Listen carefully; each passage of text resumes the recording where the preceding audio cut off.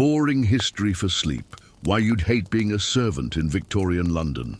The sky over London hung low and grey, a perpetual blanket of coal smoke and fog that seemed to press down upon the city like a damp cloth. It was 1847, and Queen Victoria had been on the throne for a decade now. The city was expanding at a feverish pace, its tentacles of brick and mortar stretching outward, consuming villages and farmland with an insatiable hunger. But beneath the veneer of progress and propriety that defined this era, there existed another London, one of back-breaking labour, stifling inequality, and lives spent in service to others. Alice Finch stood at the edge of the small plot of land that had been her family's for generations. At 19 years old, she was thin but strong, her hands already roughened by years of work in the fields.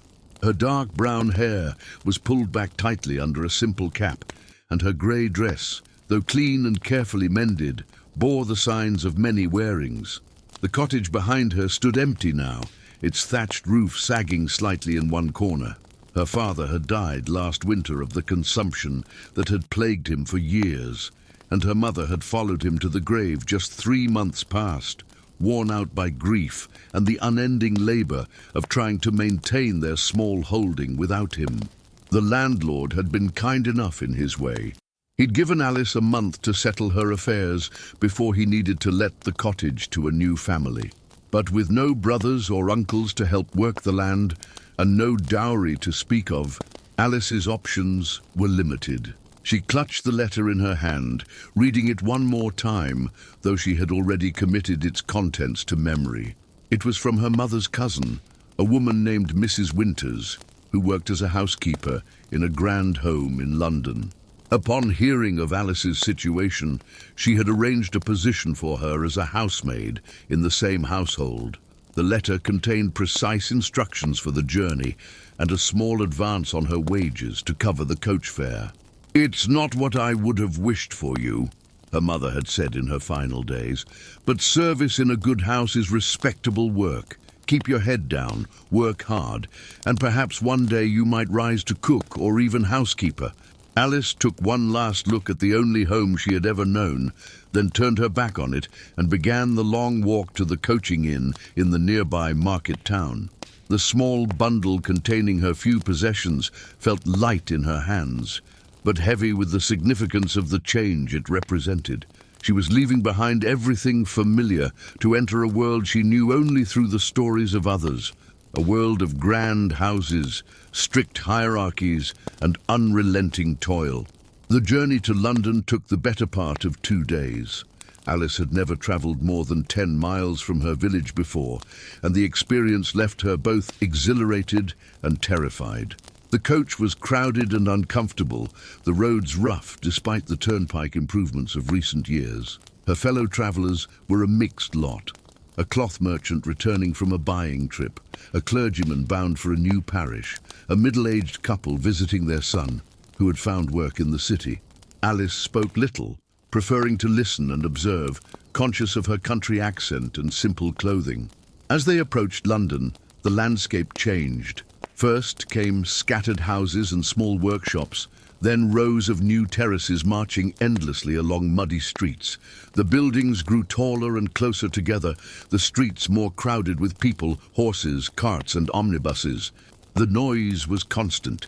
The clatter of wheels on cobblestones, the cries of street vendors, the hiss and clank of machinery from workshops, and the smell, a mixture of coal smoke, horse manure, rotting vegetation from the markets, and the foul stench of the river.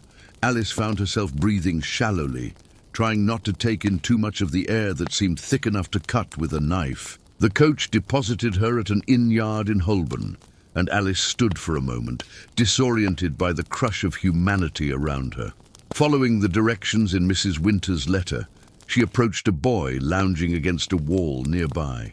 "Excuse me," she said, having to raise her voice to be heard over the street noise. "Could you direct me to Grosvenor Square?"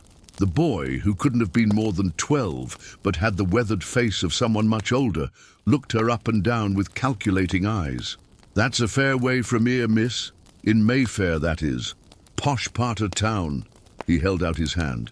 "I could show you the way for a penny." Alice hesitated. The advance Mrs. Winters had sent was nearly exhausted by the coach fare, and she had only a few coins left to her name.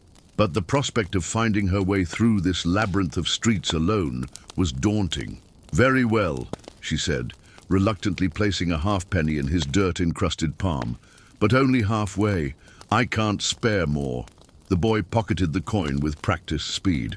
"Follow me then and keep up. Name's Tom, by the way." Tom led her through a bewildering maze of streets, some broad and lined with fine shops, others narrow alleys where the buildings leaned toward each other as if conspiring, blocking out much of the already dim daylight. Alice tried to memorize the route, but soon gave up, focusing instead on keeping pace with her guide, who darted through the crowds with the ease of long practice. After what seemed like hours, but was probably no more than 40 minutes, the character of the streets began to change. The buildings were grander, the roads wider and cleaner. There were fewer street vendors and more private carriages. Tom stopped at the corner of a broad thoroughfare, lined with elegant shops. "There's Oxford Street," he said, pointing. "You follow it that way till you reach Park Lane, then turn right. Grosvenor Square's a short way along. Can't miss it. Big garden in the middle with fancy houses all around." He gave her a gap-toothed grin.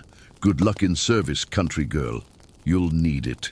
With that, he was gone, disappearing into the crowd like a fish into water, leaving Alice to continue her journey alone. She followed his directions, walking with as much purpose as she could muster, conscious of being out of place in these fashionable streets.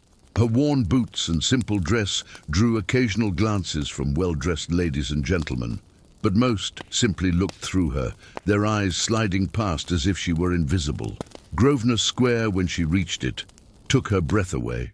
It was like nothing she had ever seen, a large square of greenery, surrounded by the most imposing houses Alice could imagine. 3 and 4 stories tall, built of gleaming Portland stone with columns and pediments like Greek temples, they radiated wealth and power. According to Mrs. Winters' letter, she was to present herself at number 17, the residence of Lord and Lady Harrington. Number 17 was indistinguishable from its neighbours in its grandeur. Alice climbed the few steps to the front door, her heart pounding. She had been instructed not to use the main entrance, but to go around to the servants' entrance at the side, yet she hesitated. The massive door with its gleaming brass knocker seemed to mock her presumption. Who was she, Alice Finch, daughter of a tenant farmer, to enter such a dwelling? As she stood there, frozen with indecision, the door suddenly opened. A tall man in an immaculate black suit and white gloves looked down at her with cold eyes. His face was clean-shaven and impassive, his posture rigid. "The servants' entrance is to the side and down the steps," he said in a tone that managed to be both polite and dismissive. "New staff are not to use the front door." "I'm sorry," Alice stammered, feeling her face flush with embarrassment. "I'm Alice Finch. Mrs. Winters is expecting me." The man's expression didn't change. "Indeed. As I said, the servants' entrance is to the side. Someone will direct you from there." Without waiting for a response, he closed the door firmly in her face. Cheeks burning, Alice hurried down the steps and around the side of the house, where a narrow passage led to another set of stairs, descending below street level. This was her first lesson in the rigid hierarchy of the household she was entering, a hierarchy in which she occupied one of the lowest rungs. The servants' entrance led into a large kitchen, warm and filled with the smells of cooking. Several people were at work, a stout woman kneading dough at a large table, a younger woman stirring something in a copper pot on the massive range, a boy scouring pots in a corner. They all looked up as Alice entered, their expressions curious but not unfriendly. "And who might you be?" asked the stout woman, wiping flour from her hands onto her apron.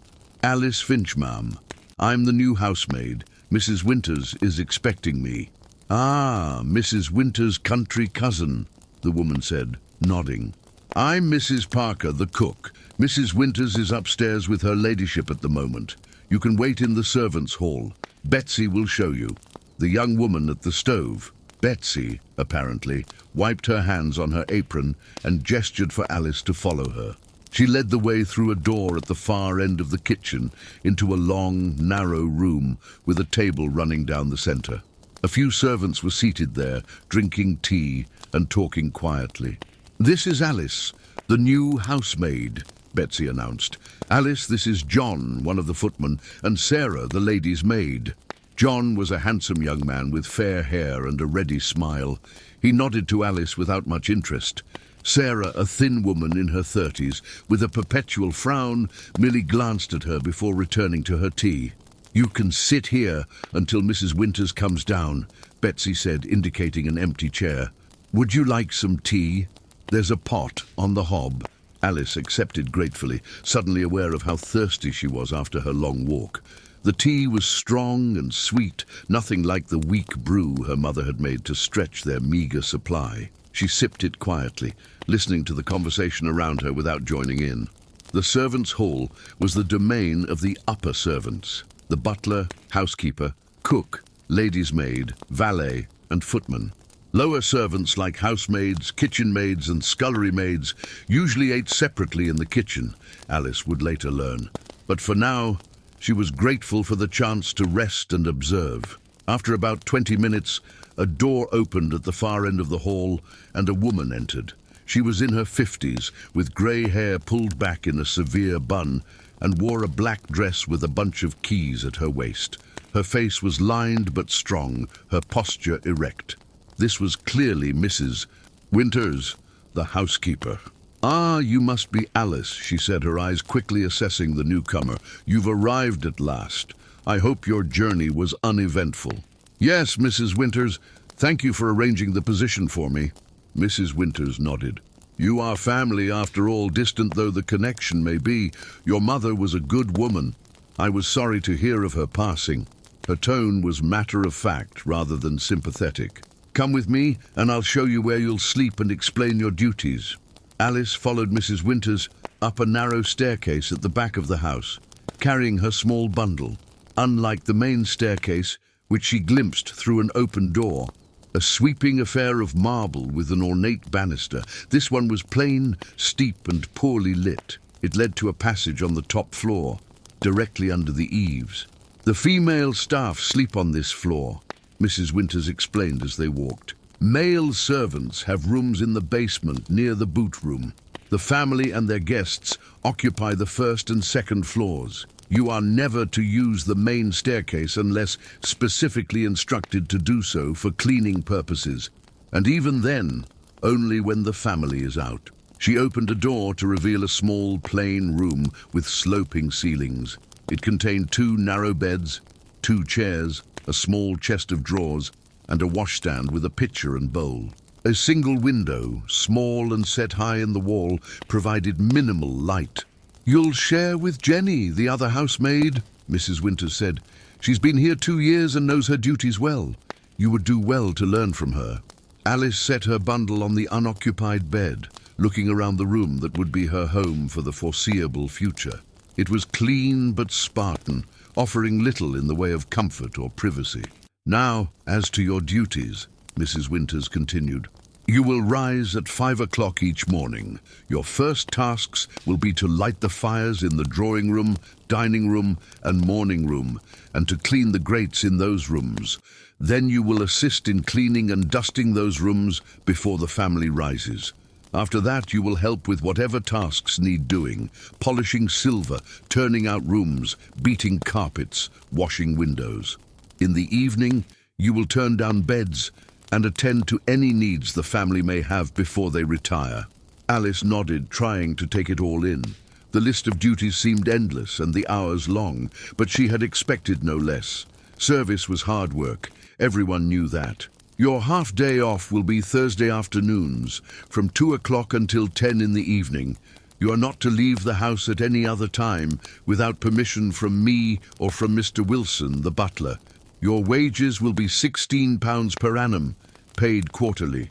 Room and board are provided, of course, and you will receive 2 sets of work dresses, aprons and caps, which you are responsible for keeping clean and in good repair. £16 a year." It was less than Alice might have earned in a factory, but the work was considered more respectable, and the provision of room and board was significant. Still, it was a pittance compared to what the family would spend on a single evening's entertainment. "Do you have any questions?" Mrs. Winters asked. Alice had dozens, but she sensed that now was not the time to ask them. "No, Mrs. Winters, thank you." "Very well, get yourself settled, then come down to the kitchen. Mrs. Parker will give you something to eat, and then you can begin by helping with the dinner preparations. Tomorrow, Jenny will show you your regular duties." With that, Mrs. Winters left, her keys jingling softly as she walked away. Alice sat on the edge of the bed, suddenly overwhelmed by the enormity of the change in her life. Yesterday, she had been in her own home, mistress of her own time despite her poverty. Today, she was at the beck and call of others, her time and labor no longer her own. She allowed herself a moment of doubt, a single tear tracking down her cheek. Then she straightened her shoulders, unpacked her few belongings, and went downstairs to begin her new life in service. The kitchen was a hive of activity when Alice returned. Dinner for the family was at 7:30, and preparations were well underway. Mrs. Parker, the cook, was overseeing the roasting of a joint of beef, while Betsy, who Alice now learned was the kitchen maid, was preparing vegetables. A younger girl, no more than 14, was scrubbing pots with sand and harsh soap, her red hands testifying to the harshness of the work. "Ah, there you are," Mrs. Parker said, looking up from her work. "Has Mrs. Winters shown you your room? Good. You can have some bread and cheese now, and there'll be supper for the staff after the family has dined. In the meantime, you can help Mary with those potatoes." Mary turned out to be the young girl scrubbing pots. She looked up with a wary expression as Alice approached. Her face was thin and pale, with dark circles under her eyes, and her brown hair was escaping from under her cap in wisps. "Hello," Alice said, sitting down beside her. "I'm Alice, the new housemaid." Mary nodded but said nothing, returning to her scrubbing with renewed vigor. Alice picked up a knife and began peeling potatoes, a task she was familiar with from home. They worked in silence for a while, the only sounds the scraping of the knife and the sloshing of water. "How long have you been here?" Alice finally asked, trying to break the ice. Mary glanced around as if to make sure no one was listening. 6 months, she said quietly. "I was in the workhouse before. This is better, I suppose." The workhouse. The very word sent a chill down Alice's spine. Those grim institutions were the last resort of the destitute, places where families were separated, and inmates were subjected to a regimen of hard labor and meager rations in exchange for the most basic shelter. That Mary considered service in this house, with its endless work and strict rules, to be an improvement spoke volumes about the conditions she had escaped. "I'm sorry," Alice said, not knowing what else to say. Mary shrugged. "It's life, isn't it? Some are born to silk sheets, and some to scrubbing them." There was a resignation in her voice that seemed wrong in one so young. Their conversation was interrupted by the arrival of Jenny, the housemaid with whom Alice would be sharing a room. She was perhaps a year or two older than Alice, with a round face and practical manner. "So you're the new girl," she said, looking Alice over. "Mrs. Winters says I'm to show you the ropes tomorrow. Hope you're a quick learner. Lady Harrington doesn't abide sloppiness." "I'll do my best," Alice promised. Jenny's expression softened slightly. "It's not so bad here, really. The work's hard, but the family's fair enough. And Mr. Wilson and Mrs. Winters run a tight ship, but don't go in for excessive punishment like some do. Just do as you're told. Keep your eyes open and your mouth shut, and you'll get along fine." This was the most encouragement Alice had received since arriving, and she felt a small surge of gratitude toward Jenny. Perhaps they might become friends, or at least allies in the often harsh world of domestic service. The rest of the evening passed in a blur of activity. Alice continued to help in the kitchen, carrying dishes up to the butler's pantry, where they were collected by the footman to be served to the family. She caught only glimpses of the dining room, a grand space with gilt mirrors and a table that could seat 20, though only Lord and Lady Harrington and their 2 grown children were dining that night. After the family meal was cleared away and the washing up done, the servants had their own supper in the servants' hall. It was a simpler affair than the elaborate meal served upstairs, a thick soup, bread and cheese with a shared jug of small beer. But it was plentiful and satisfying, and Alice ate heartily, suddenly aware of how hungry she was. The hierarchy of the household was clearly displayed at the table. Mr. Wilson, the butler, sat at the head, with Mrs. Winters to his right. The cook, lady's maid and valet were also at the upper end of the table, while the lower servants, housemaids, kitchen maids, scullery maids and boot boys sat toward the foot. Conversation was subdued, focusing mainly on the tasks of the day and those to come tomorrow. After supper, there was an hour of mending for the female staff, sheets and table linens that needed darning, buttons to be sewn on and so forth. Alice was grateful for this relatively restful task, though the dim light strained her eyes.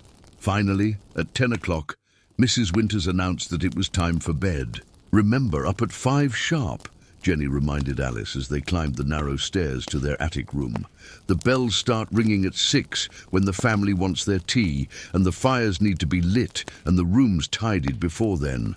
The room was cold, the single window doing little to keep out the chill of the autumn night.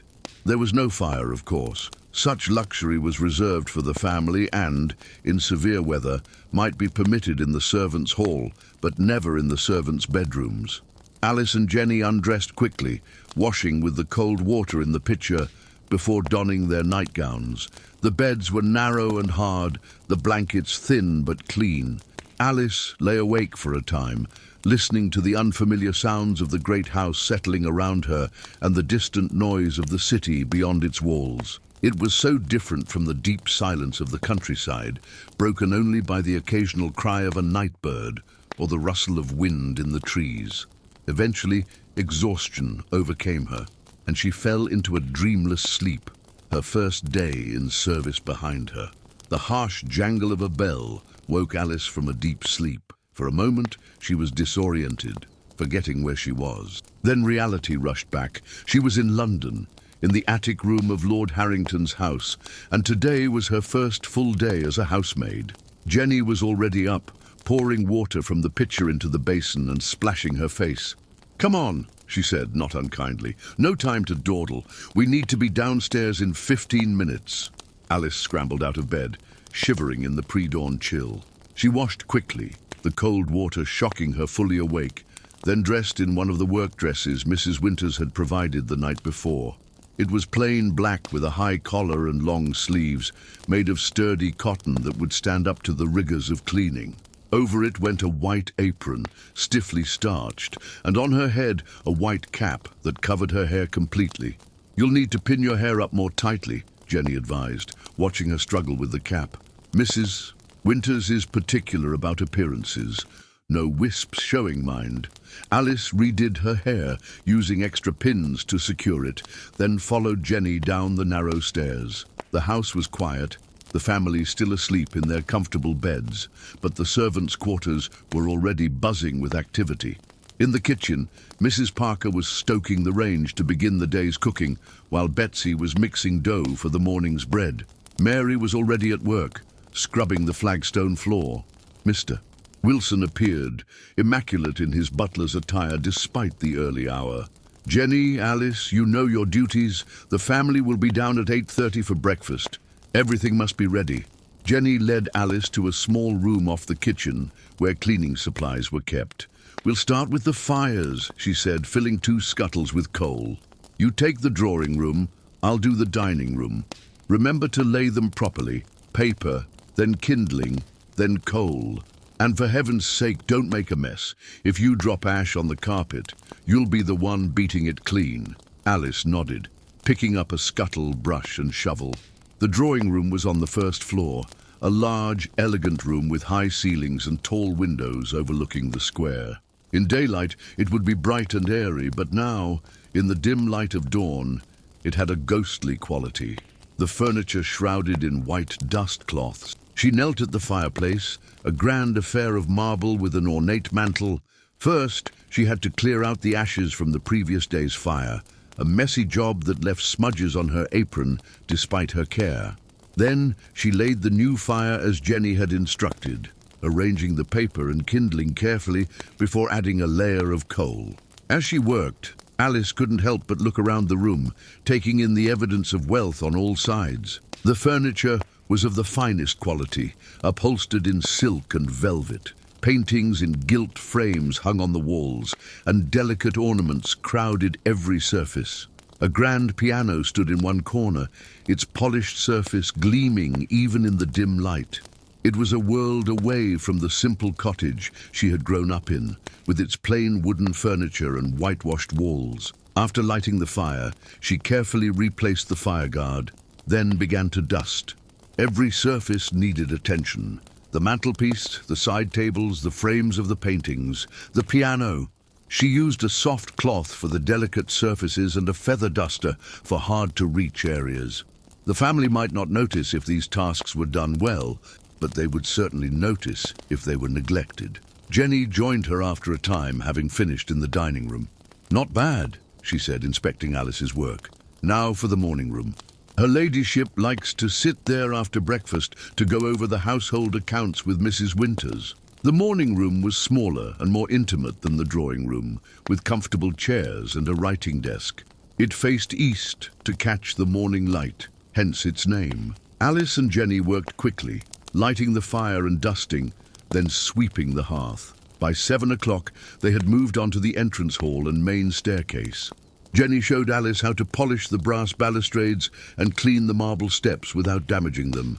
They worked silently side by side, both aware that the family would be stirring soon and voices might carry up the stairwell. At 7:30, the bell from Lady Harrington's room rang, signalling that she was awake and ready for her morning tea. Sarah, the lady's maid, hurried up the main staircase carrying a silver tray. Shortly after, more bells rang. From Lord Harrington's room, from Miss Harrington's, and from Mr. James's, the son of the house. "That's our cue to make ourselves scarce," Jenny said. "The family doesn't like to see the servants about when they're coming down. We'll go help with breakfast." In the kitchen, preparations for the family's breakfast were well underway. Betsy was frying eggs and bacon, while Mrs. Parker was making a hollandaise sauce for the asparagus that would accompany it. The smell was mouth-watering, reminding Alice that she had not yet eaten. As if reading her thoughts, Mrs. Parker nodded toward a pot of porridge on the back of the stove. "Help yourselves, girls. Can't work on an empty stomach." The servants' breakfast was simple but filling. Porridge with a spoonful of treacle, bread with a scraping of butter, and tea. They ate quickly, standing up or perched on stools in the kitchen, knowing that the family would soon be seated for their more elaborate meal. The family breakfasted at 8:30 precisely. John and another footman, whose name Alice learned was Thomas, carried the dishes up. The servants would eat their own proper breakfast after the family had finished and the table had been cleared. After breakfast, the real work of the day began. Jenny and Alice were set to cleaning the bedrooms vacated by the family.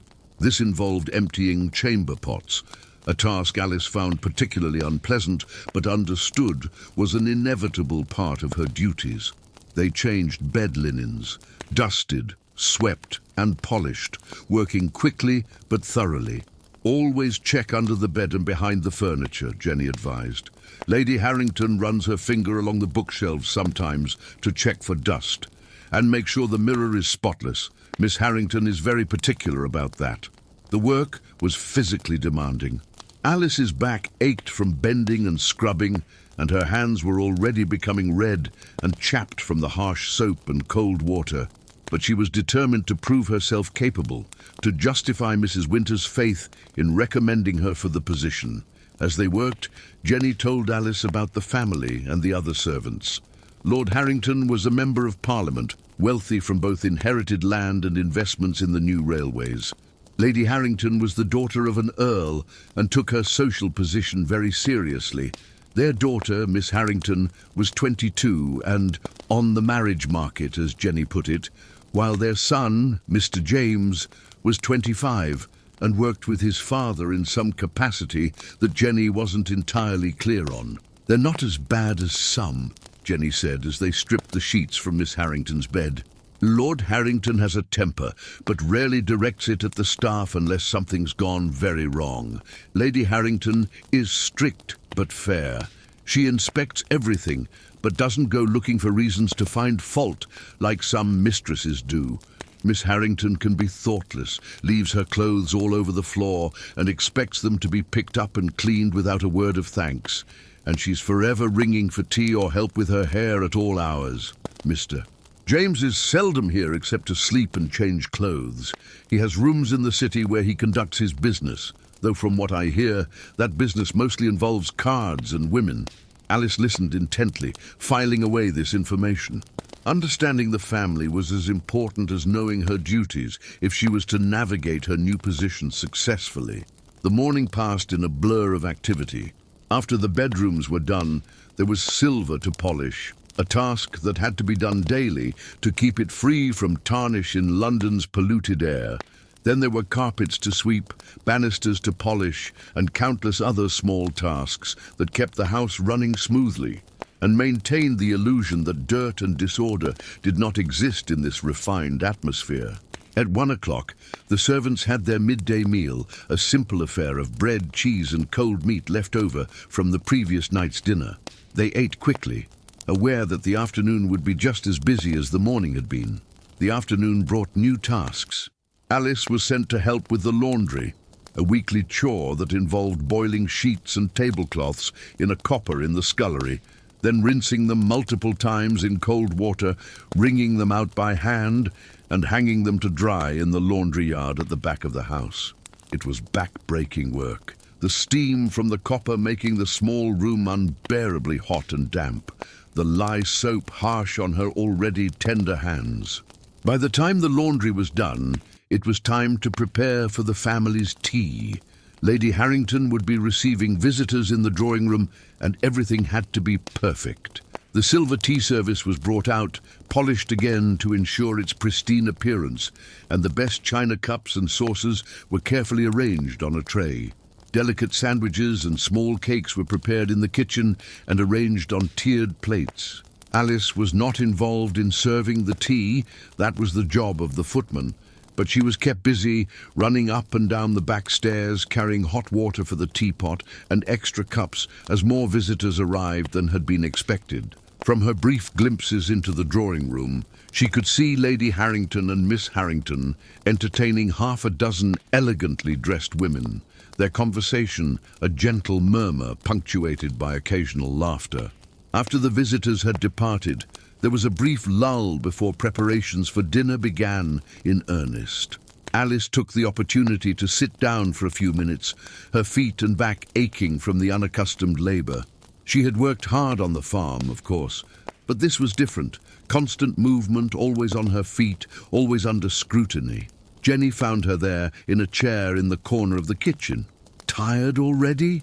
she asked, but there was sympathy in her voice. "First day's always the worst. You'll toughen up." "I hope so," Alice said with a weak smile. "I never thought there could be so much work just to keep one house running." Jenny laughed. "This is nothing. Wait until they have a dinner party or a ball. Then you'll see what hard work is." Dinner preparations were already underway. Mrs. Parker was overseeing the roasting of a chicken and the preparation of several vegetable dishes. Betsy was making a complicated dessert involving custard and fresh fruit. Mary was washing an endless stream of pots and pans. Alice was sent to turn down the beds in the family's rooms, a task that involved removing the counterpanes, folding them neatly, and turning back the sheets. She also had to ensure that fresh water was in the pitchers, that the fires were built up for the evening, and that everything was in perfect order. As she worked in Lord Harrington's room, she heard the door open behind her. Turning, she found herself face to face with a man she had not seen before. He was older than the footman, perhaps in his early 40s, with greying hair and a thin face. He wore the plain black attire of a gentleman's valet. "You must be the new housemaid," he said, his voice neutral. "I'm Richards, Lord Harrington's valet." "Alice Finch, sir," she replied, curtsying slightly as she had been taught to do when addressing upper servants. Richards nodded. "I'll need to get his lordship's evening clothes ready. You can finish the bed." He moved to the large wardrobe in the corner. and began selecting items: a black tailcoat, white waistcoat, black trousers, and a blindingly white shirt. Each piece was inspected carefully before being laid out on a chair. Alice watched surreptitiously as she completed her tasks, fascinated by the precision with which he worked. "Is this your first position?" Richards asked suddenly, not looking up from his work. "Yes, sir. I was on a farm before this." Richards made a non-committal sound. "Service has its own rules, its own ways. Learn them well, and you'll advance. Fail to learn them, and you'll find yourself back where you came from, or worse." It wasn't exactly friendly advice, but it wasn't hostile either. Alice sensed that Richards, like many of the upper servants, was reserving judgment on her until she proved herself capable or incapable. "I intend to learn, sir," she said simply. Richards nodded again. "See that you do. Now, if you're finished here, I believe Mrs. Winters wants you downstairs. The family will be dining shortly." Alice hurried downstairs, finding the kitchen in a controlled frenzy of activity. The dinner for the family was simple by their standards. Just the four of them dining tonight, but still involved multiple courses. There was a clear soup to start, followed by fish, then the roast chicken with vegetables, a salad course, cheese, and finally the fruit dessert Betsy had been preparing. The footmen, John and Thomas, were responsible for serving the meal. They wore their evening livery, dark blue tailcoats with silver buttons, black knee breeches, white stockings, and polished shoes with silver buckles. Their appearance was as much a part of the dining experience as the food itself, a display of the family's wealth and status. Alice and Jenny's role during dinner was to stay out of the way but be available if needed. They helped carry dishes up to the butler's pantry, where Mr. Wilson would inspect them before they were taken into the dining room by the footmen. They also washed the dishes as they came back down, keeping pace with the meal so that everything would be clean and ready for the next day. After dinner, the family retired to the drawing room for coffee. This was served by Mr. Wilson himself, the task too important to be left to the footmen. While the family relaxed, the servants continued to work, cleaning up the dinner things and preparing for the next day. It was nearly 11 o'clock by the time all the tasks were completed and the servants could have their own supper. This was a simpler affair than their midday meal: soup and bread with a small piece of cheese. Alice ate mechanically, too tired to even taste the food. Her entire body ached, and her hands were red and raw despite the work gloves she had worn for some tasks. After supper, there was once again an hour of mending before bed. Alice's eyes kept closing as she darned a tablecloth, the stitches becoming increasingly uneven. Finally, Mrs. Winters noticed her exhaustion. "That's enough for today, Alice," she said. "You'll do better work when you're rested. Go to bed now." Gratefully, Alice put aside her mending and made her way up to the attic room. Jenny followed shortly after, and they prepared for bed in silence, both too tired for conversation. As Alice lay down on her narrow bed, every muscle protesting, she wondered how she would find the strength to do it all again tomorrow, and the day after that, and the day after that. The life stretching ahead of her seemed an endless procession of early mornings, hard work and late nights, with little to look forward to beyond her half-day off each week. Yet as she drifted off to sleep, she reminded herself that she was fortunate. She had a roof over her head, food in her belly, and respectable employment. Many in London had far less. And perhaps in time she might rise in the household hierarchy, becoming a lady's maid or even a housekeeper like Mrs. Winters, with more authority and better conditions. It was a small hope, but it was something to hold on to in the darkness of her new life. The days that followed settled into a routine. Alice rose at 5 each morning, worked until late in the evening, and fell into bed exhausted each night. The work was hard, but she was young and strong, and gradually her body adjusted to the demands placed upon it. Her hands, soft from a lifetime of farm work rather than domestic service, hardened and developed calluses. The muscles in her arms and back, already strong from years of field work, adapted to the different strains of scrubbing, polishing, and carrying. More challenging was adapting to the strictures of life in service. On the farm, hard as the work had been, Alice had been able to set her own pace to some extent, to decide when to rest, when to eat, when to shift from one task to another. Now, her time was not her own. Every moment of her day was scheduled and supervised, her movements constrained by the invisible but omnipresent boundaries of her position. She learned quickly that there were spaces in the house where she was expected to be invisible.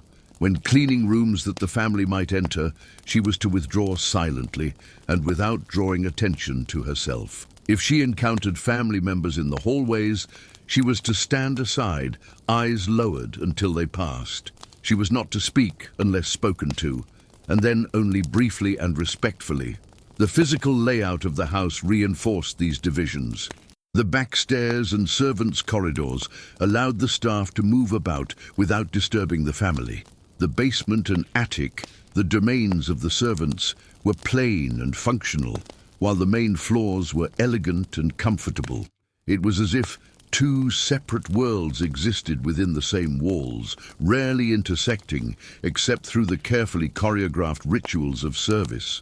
Despite these challenges, Alice found that she had allies among the staff. Jenny, though brusque, was consistently helpful, showing Alice how to complete tasks more efficiently and warning her about the particular preferences of each family member. Mary, the young scullery maid, gradually opened up, sharing stories of her life in the workhouse and her dreams of someday becoming a kitchen maid.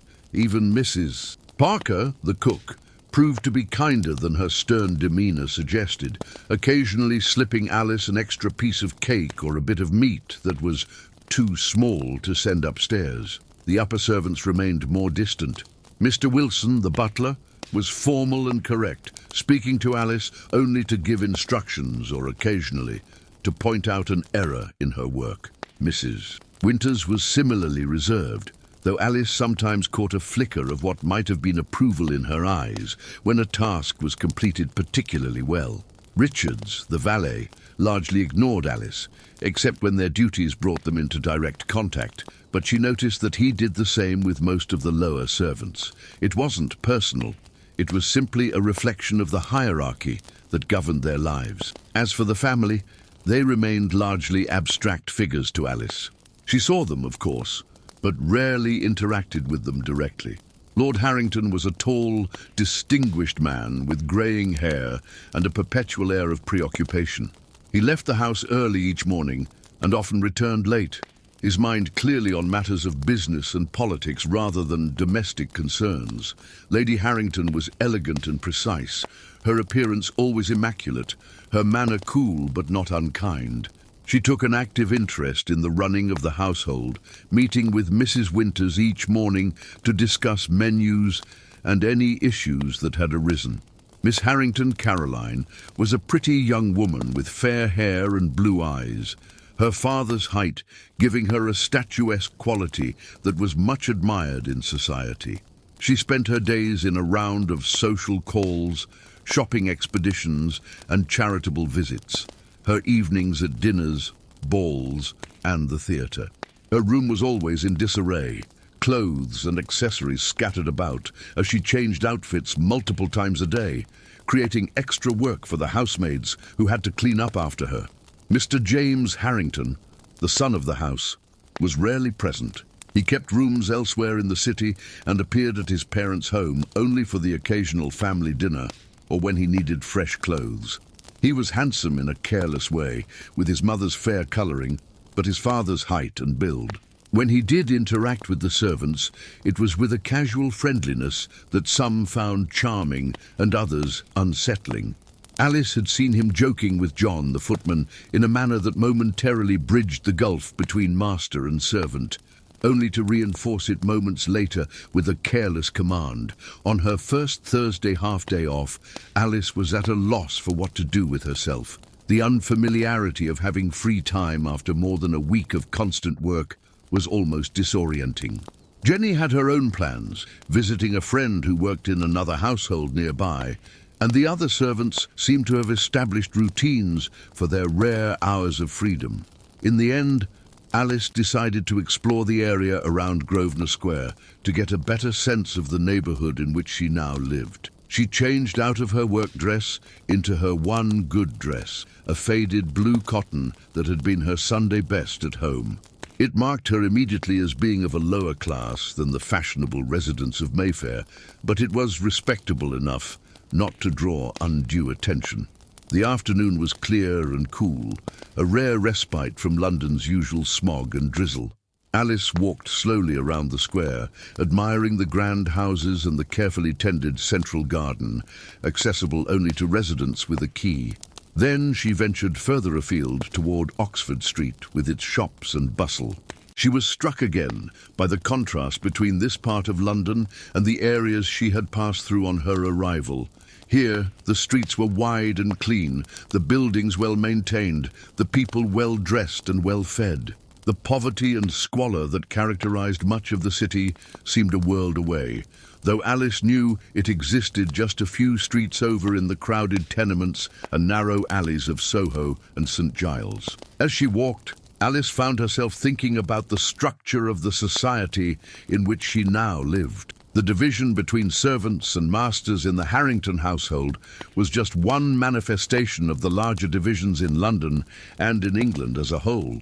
The gulf between rich and poor, between those who gave orders and those who obeyed them, between those whose lives were defined by leisure and those whose lives were defined by work, seemed unbridgeable. Yet Alice had also begun to see that within these rigid structures there were gradations and complexities. Among the servants, there was a clear hierarchy, with the butler and housekeeper at the top, followed by the cook, lady's maid, and valet. Then the footmen and housemaids, and finally the kitchen maids, scullery maids, and boot boys. Each level had its own privileges and restrictions, its own small assertions of status. Similarly, even among the upper classes, there were distinctions. Lady Harrington, despite her wealth and position, was deferential to certain other ladies who visited, women with titles or connections to even more prominent families. And Alice had overheard enough servants' gossip to know that some of the families who lived in equally grand houses around the square were considered in trade, their money earned rather than inherited, and therefore slightly less prestigious in the complex social calculations of London society. Lost in these thoughts, Alice found herself in a small park, a pleasant green space with benches and flower beds.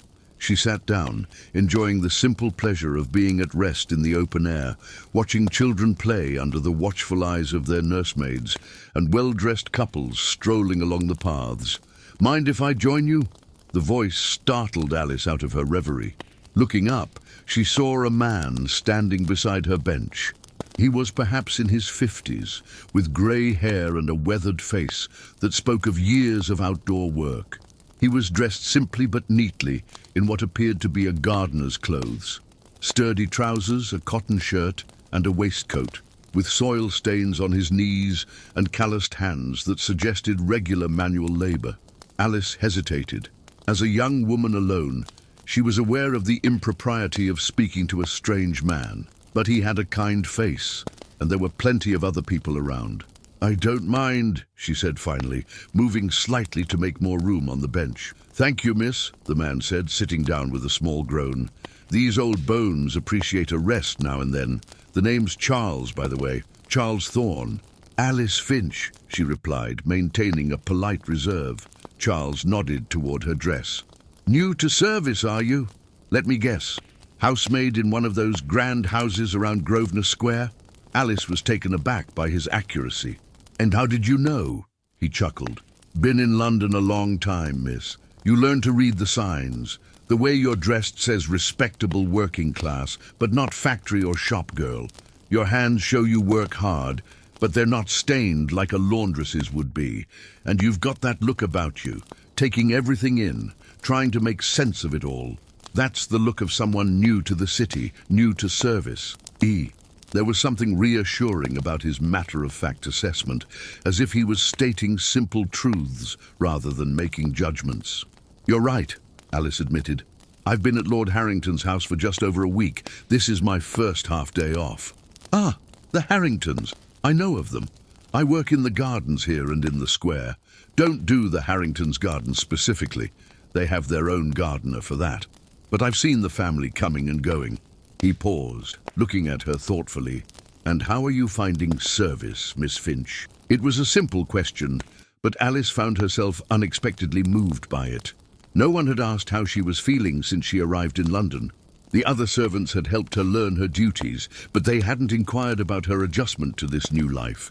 And there had been moments, in the pre-dawn darkness as she lit fires, in the late evening as she darned linens by candlelight, in the brief moments before sleep claimed her each night, when she had felt overwhelmed by homesickness and uncertainty. It's different from what I expected, she said carefully. The work is hard, but I can manage that. It's more the feeling of not belonging to myself anymore, of always being watched, always being judged, of having to be invisible and indispensable at the same time. Charles nodded, his eyes understanding. That's service for you. It gets into your bones, that feeling. Some never shake it, even after they leave. I was in service myself, years ago. Started as a boot boy, worked my way up to under-butler, 15 years in the same household. Why did you leave? Alice asked, curious about this man who had walked a path similar to the one she was now on. Charles was silent for a moment, his gaze distant. The master died, he said finally. The son who inherited had his own staff he wanted to bring in. Some of us were kept on, some let go. I was one of the ones let go. Could have found another position, I suppose. But I'd had enough of being at someone else's beck and call. Decided to try something different. Found I had a knack for gardening, and here I am. He gestured around at the park. It's still work, and hard work at that. But there's a freedom to it that service doesn't have. I answer to the head gardener, of course, but once I know what needs doing, I'm left to get on with it. No one watching my every move, no bell ringing at all hours to summon me. And at the end of the day, I can go home to my own place, small as it is. Alice absorbed this, trying to imagine such a life for herself. It seemed both appealing and terrifying. The freedom, yes, but also the uncertainty, the lack of the structure that, constraining as it was, also provided security. Do you regret it? She asked. Leaving service? Charles considered the question seriously. No, he said finally. I don't regret it, but I don't regret the years I spent in service either. I learned discipline, learned how to work hard and well, learned about people too, both the best and worst of them. It made me who I am. He looked at her directly. Service isn't a life sentence, Miss Finch. It's just one path among many. Remember that. They talked for a while longer, Charles sharing stories of his years in service that made Alice laugh despite the challenges they described. He had a way of seeing the humor in situations that might otherwise have seemed merely oppressive, and a clear-eyed understanding of both the servants' and masters' worlds that Alice found illuminating. As the afternoon began to fade into evening, Alice reluctantly stood up. I should be getting back, she said. Thank you for the conversation, Mr. Thorne. Charles, please, he said, rising as well. And it was my pleasure, Miss Finch. Perhaps we'll meet again on your next half-day. I'm usually here or in the square, weather permitting. Alice smiled, realizing that she had made her first friend in London outside the Harrington household. I'd like that, Charles. She walked back to Grosvenor Square with a lighter step, Charles's words echoing in her mind. Service isn't a life sentence. It's just one path among many. The idea was both comforting and unsettling. For now, service was her path, and she would walk it as best she could. But it was reassuring to know that other paths existed, that her current circumstances did not have to define her entire future. Back at the house, Alice entered through the servants' entrance, immediately enveloped in the familiar smells and sounds of the kitchen. Dinner preparations were underway, and she quickly changed back into her work dress to help. The brief respite had refreshed her, and she found herself approaching her tasks with renewed energy. That night, as she lay in bed listening to Jenny's soft breathing, Alice reflected on her conversation with Charles. His perspective had given her a new way of thinking about her situation.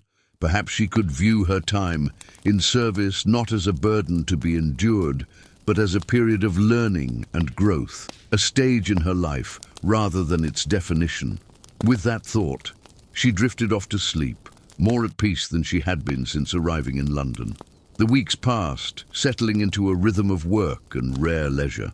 Alice grew more proficient at her duties, earning occasional nods of approval from Mrs.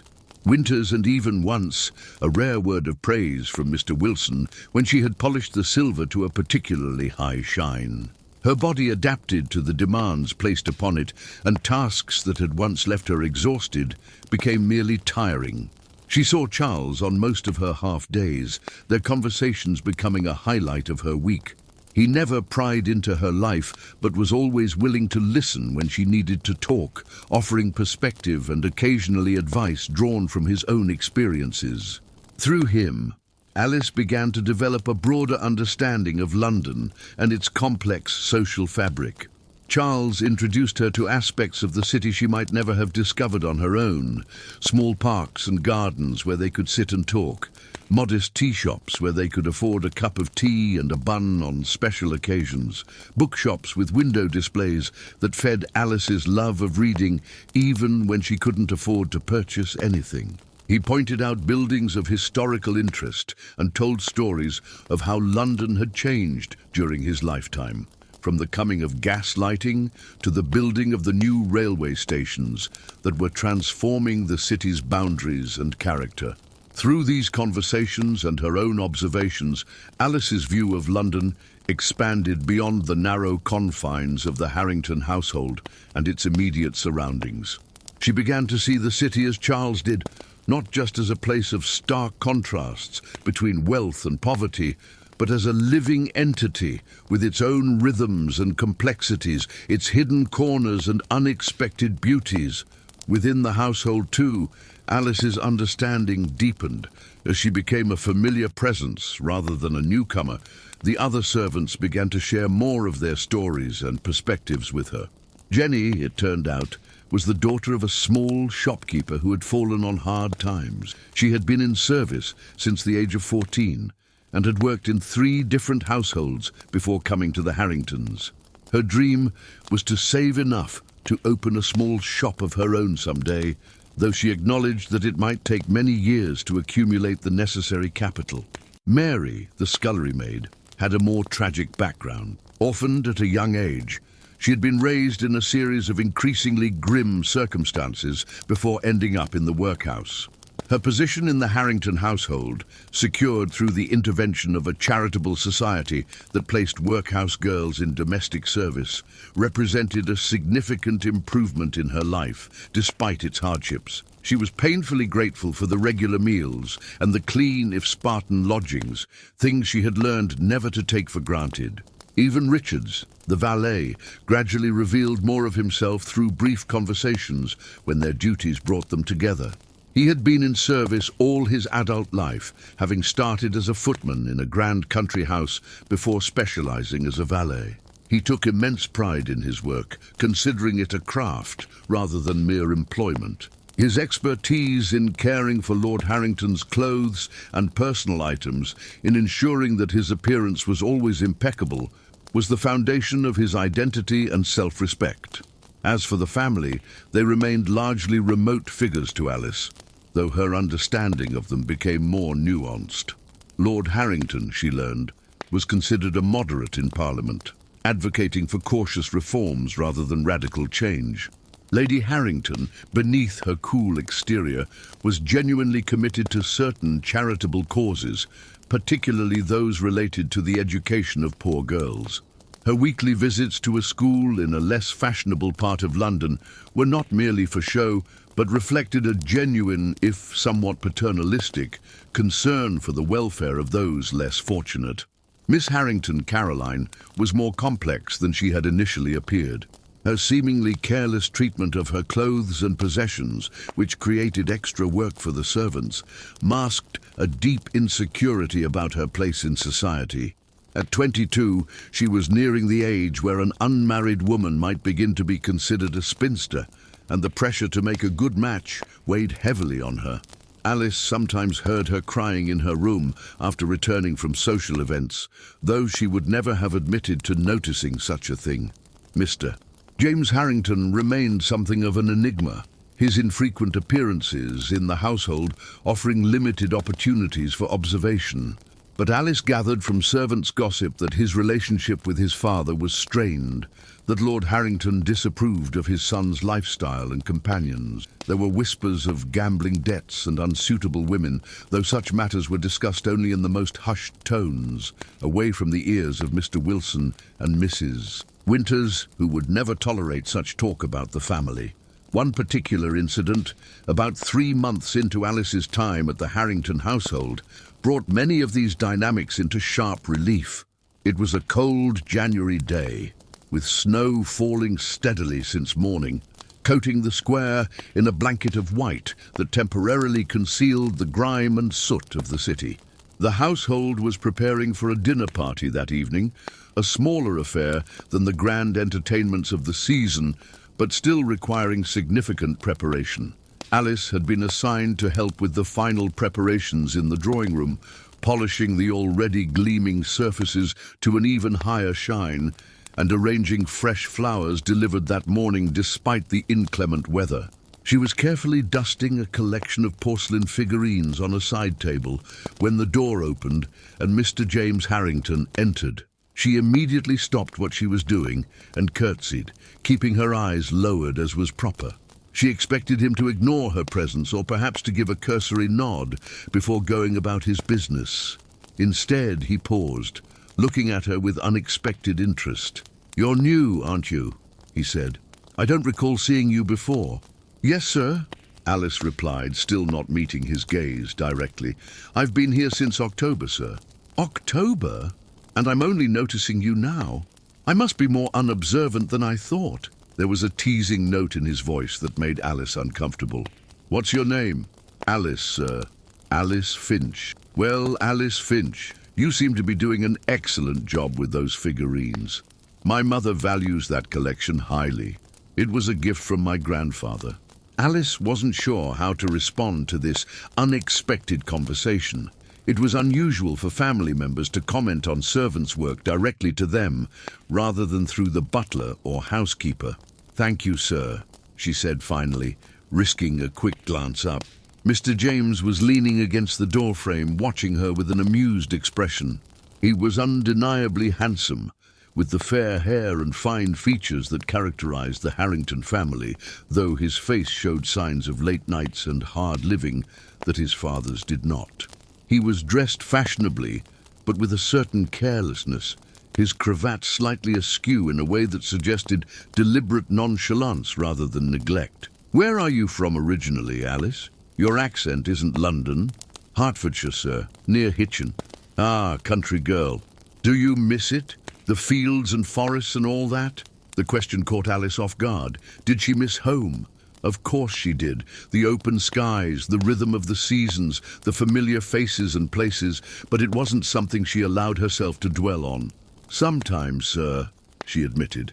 Mr. James seemed about to say something else when voices in the hallway announced the approach of others. He straightened up quickly, his manner shifting from casual interest to the more distant politeness expected in interactions with servants.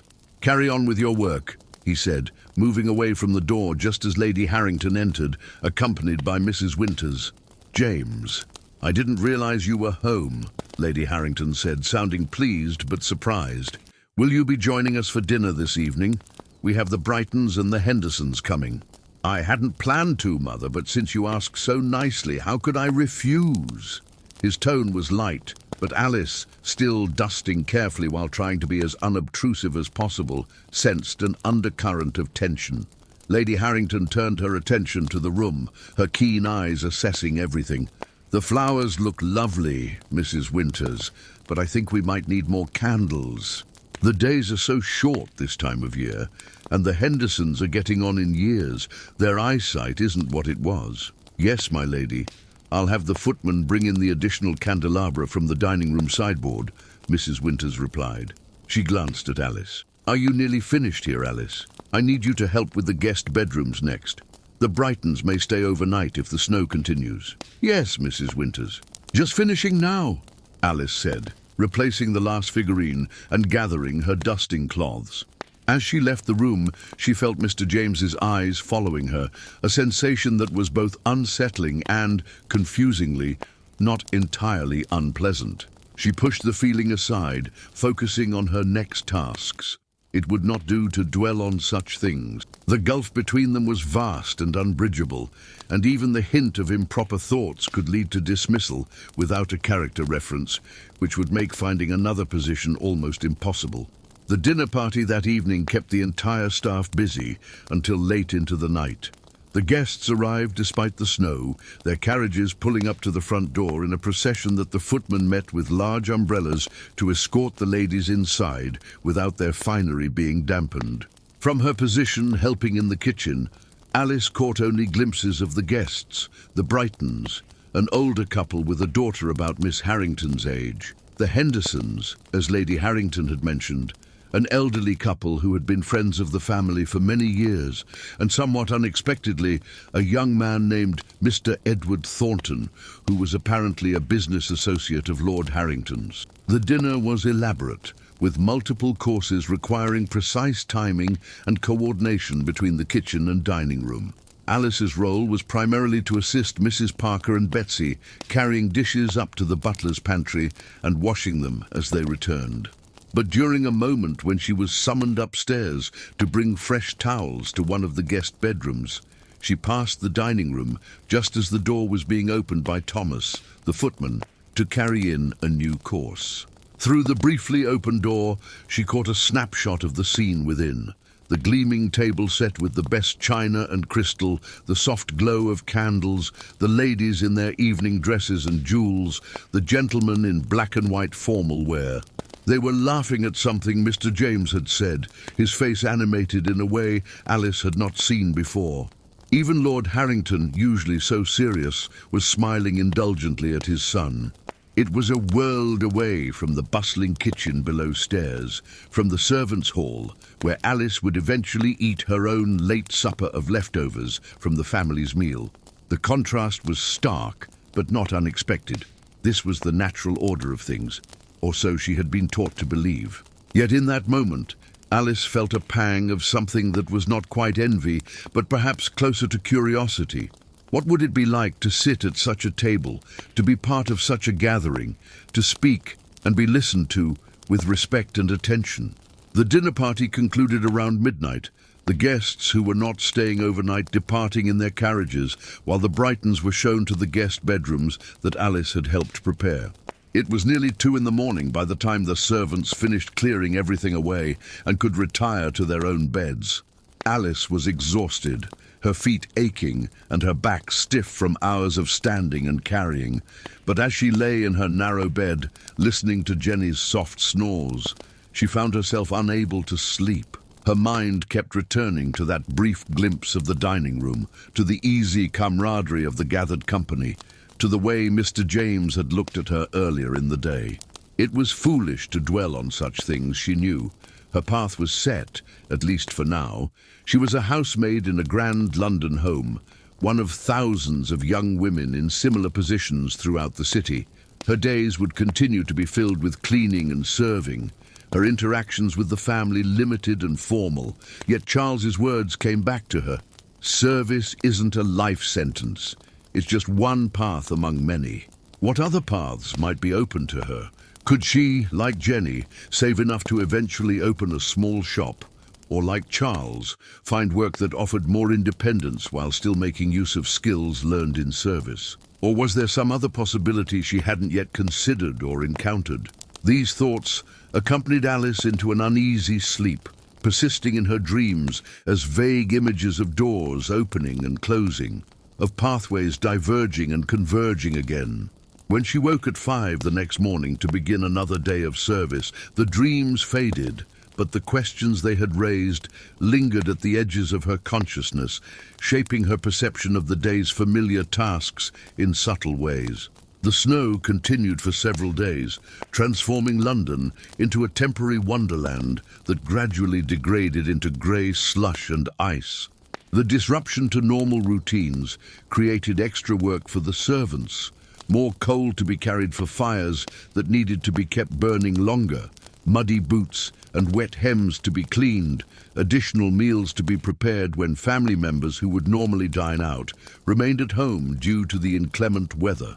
During this period, Mr. James was a more frequent presence in the household than usual.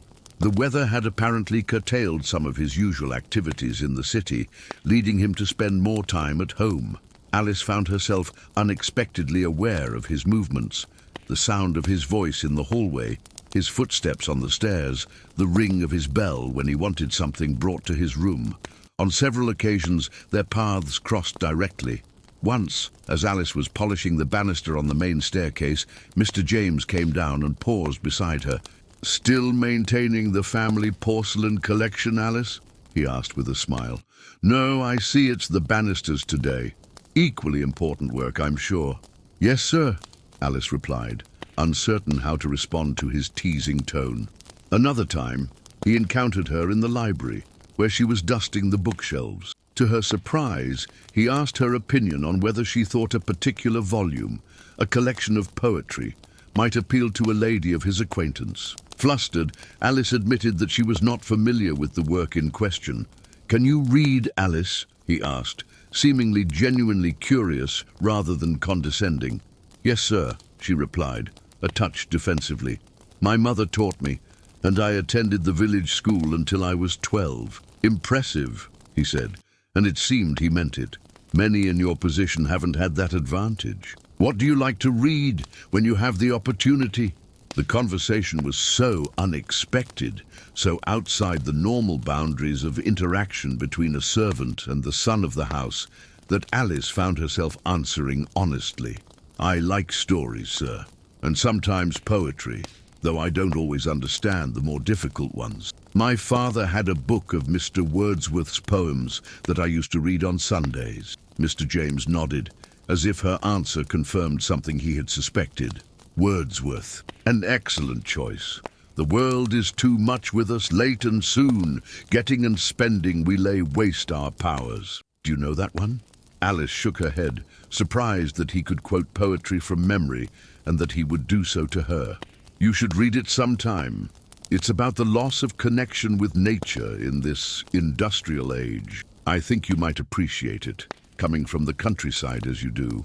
He selected a different book from the shelf, a slim volume bound in green leather. "Here you might enjoy this. It's a novel by Miss Austen, Pride and Prejudice. Have you heard of it?" "I've heard the name, sir, but I haven't read it." "Take it," he said, holding out the book to her. "Consider it borrowed, not given, so your conscience needn't trouble you about accepting gifts from me. Return it when you've finished." Alice hesitated, aware that this was highly irregular. Servants were not supposed to borrow books from the family library. "I'm not sure that would be proper, sir." "Proper?" he repeated, raising an eyebrow. "What could be improper about reading? Besides, no one else in this house has opened this book in years, I'd wager. It would be a shame for it to gather dust unread when someone who might appreciate it is right here." Put that way, it was hard to refuse. Alice tentatively took the book, its leather binding smooth under her fingertips. "Thank you, sir. I'll be very careful with it." "See that you are," he said with a smile. "I'll expect a full report on your thoughts when you've finished." With that, he left the library, leaving Alice holding the book and feeling as if some boundary had been crossed, though she couldn't have said exactly what it was or what it might mean. That night, after her duties were complete and Jenny was asleep, Alice lit a small candle stub that she had saved and opened the borrowed book. The story drew her in immediately. The Bennet family with their 5 daughters, the arrival of Mr. Bingley and Mr. Darcy, the small dramas and large emotions of a world not so different from her own in some ways, though vastly different in others. She read until the candle burned down, reluctantly marking her place with a scrap of paper, before extinguishing the light and settling down to sleep. Over the next 2 weeks, Alice read whenever she could find a spare moment, in the early morning before Jenny woke, during her brief breaks in the afternoon, and at night before sleep claimed her. The story became a refuge, a temporary escape from the demands of her daily life. She found herself caring deeply about Elizabeth Bennet's fate, admiring her spirit and independence, and feeling a vicarious satisfaction in her eventual happiness. When she finished the book, Alice was both elated and saddened. Elated by the satisfying conclusion, saddened that her time with these characters she had come to care about was over. She carefully wrapped the book in a clean cloth to protect it until she could return it to Mr. James. The opportunity came sooner than she expected.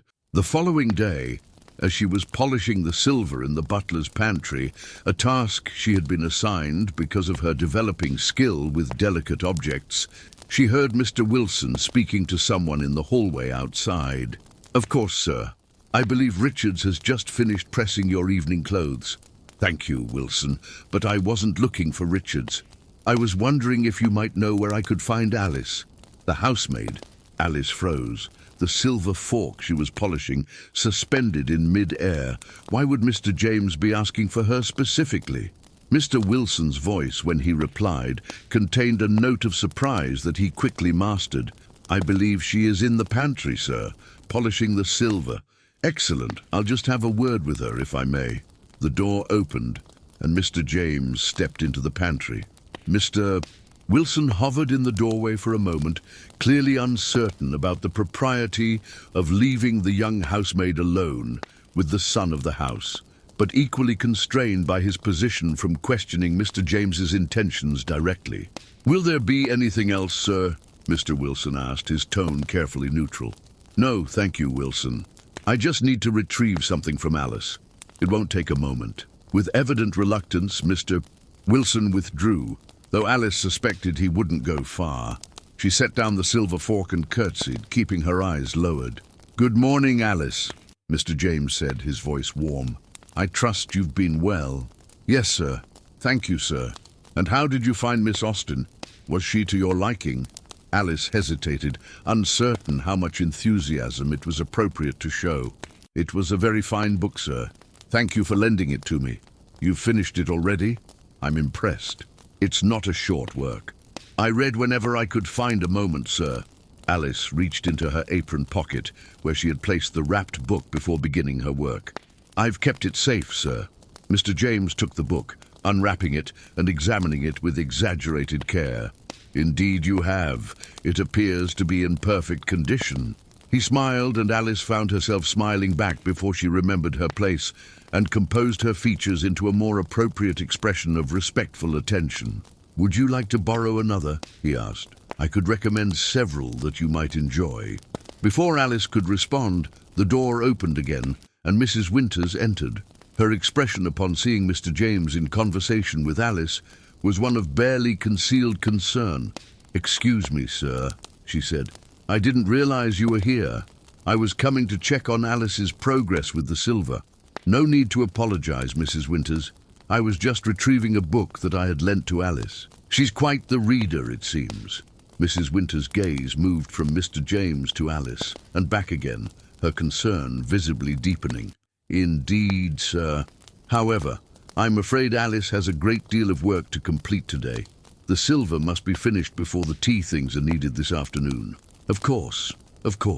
Far be it from me to interfere with the smooth running of the household." Mr. James tucked the book under his arm.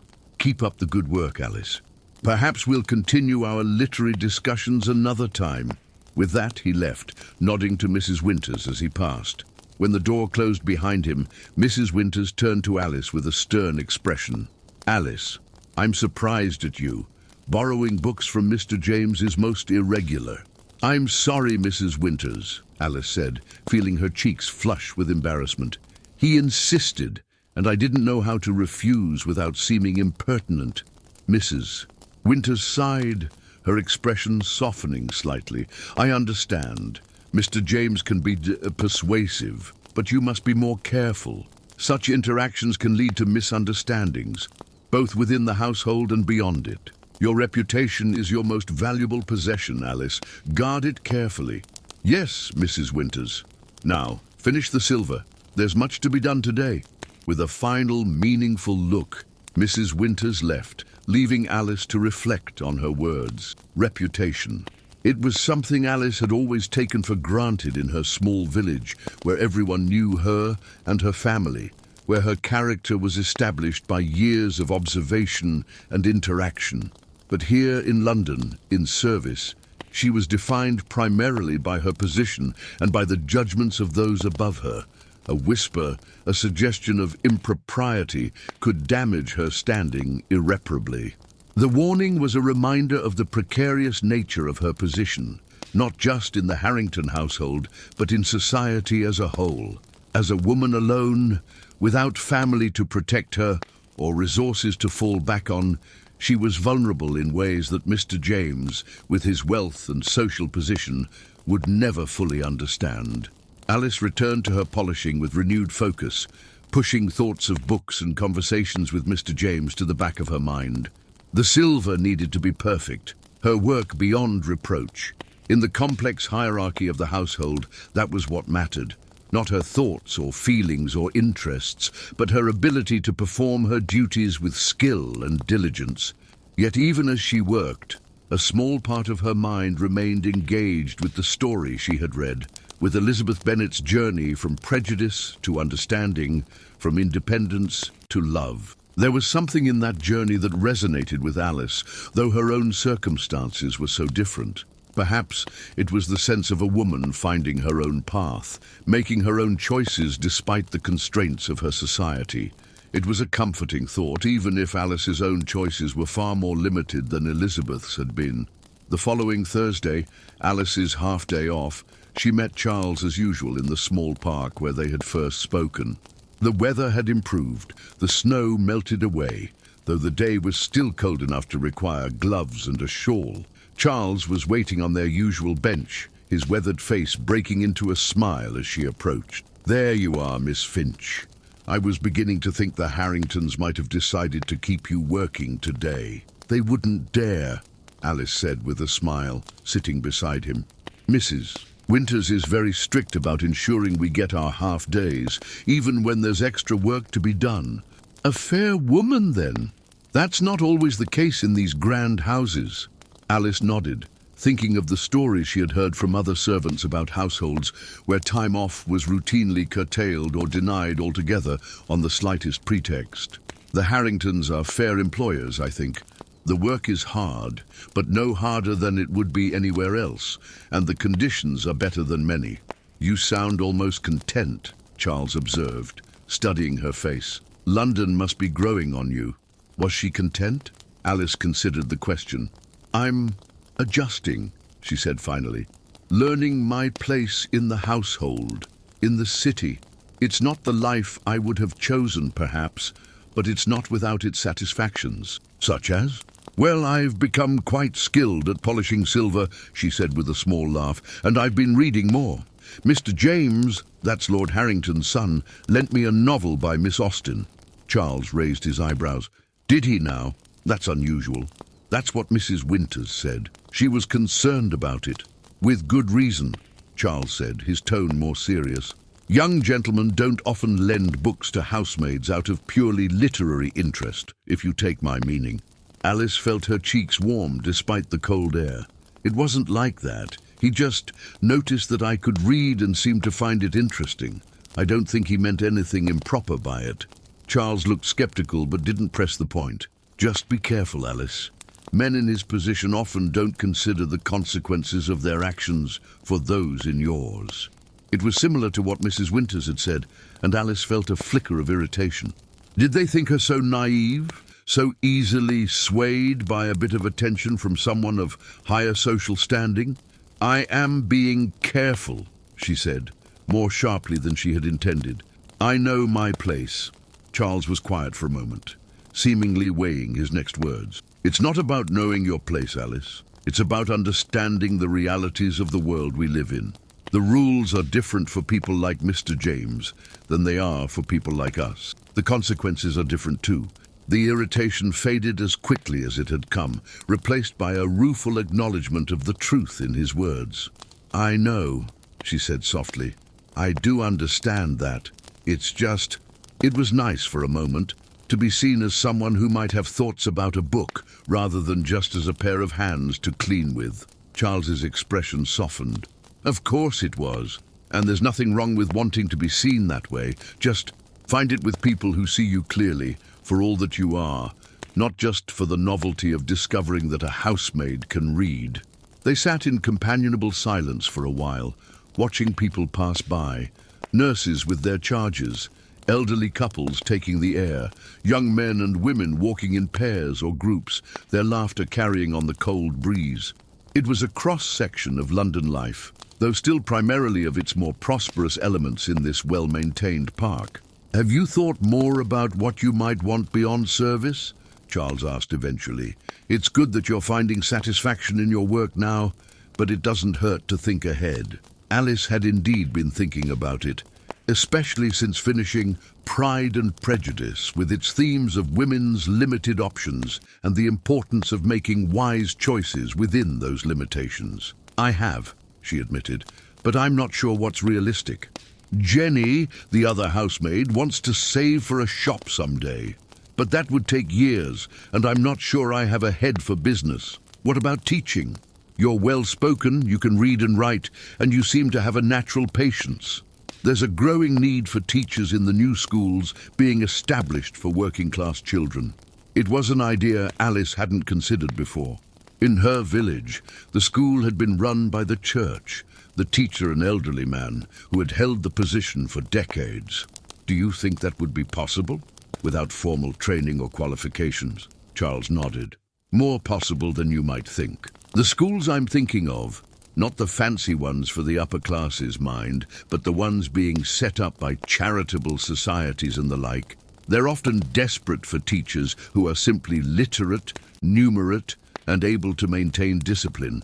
The pay isn't much, but it's respectable work, and it offers more independence than service." The idea took root in Alice's mind, appealing in ways she hadn't expected. To be able to help children learn, to perhaps give them opportunities they might not otherwise have, there was something deeply satisfying about the thought. "I'll think about it," she said. "It's not something I could do immediately, of course. I would need to save some money first, and perhaps learn more myself. There are night schools for working people," Charles said. "Classes in the evenings after work. Not too expensive, and they could help you prepare. Something to consider, at least." The conversation moved on to other topics. Charles's work in the gardens, a book he had recently read about the natural history of the Thames, Alice's observations of the changing dynamics in the Harrington household as the social season approached. But the idea of teaching remained in the back of Alice's mind, a new possibility to consider alongside the more familiar paths she had envisioned for herself. When it was time to return to the Harrington house, Alice walked with a lighter step than usual, despite the prospect of an evening of work ahead.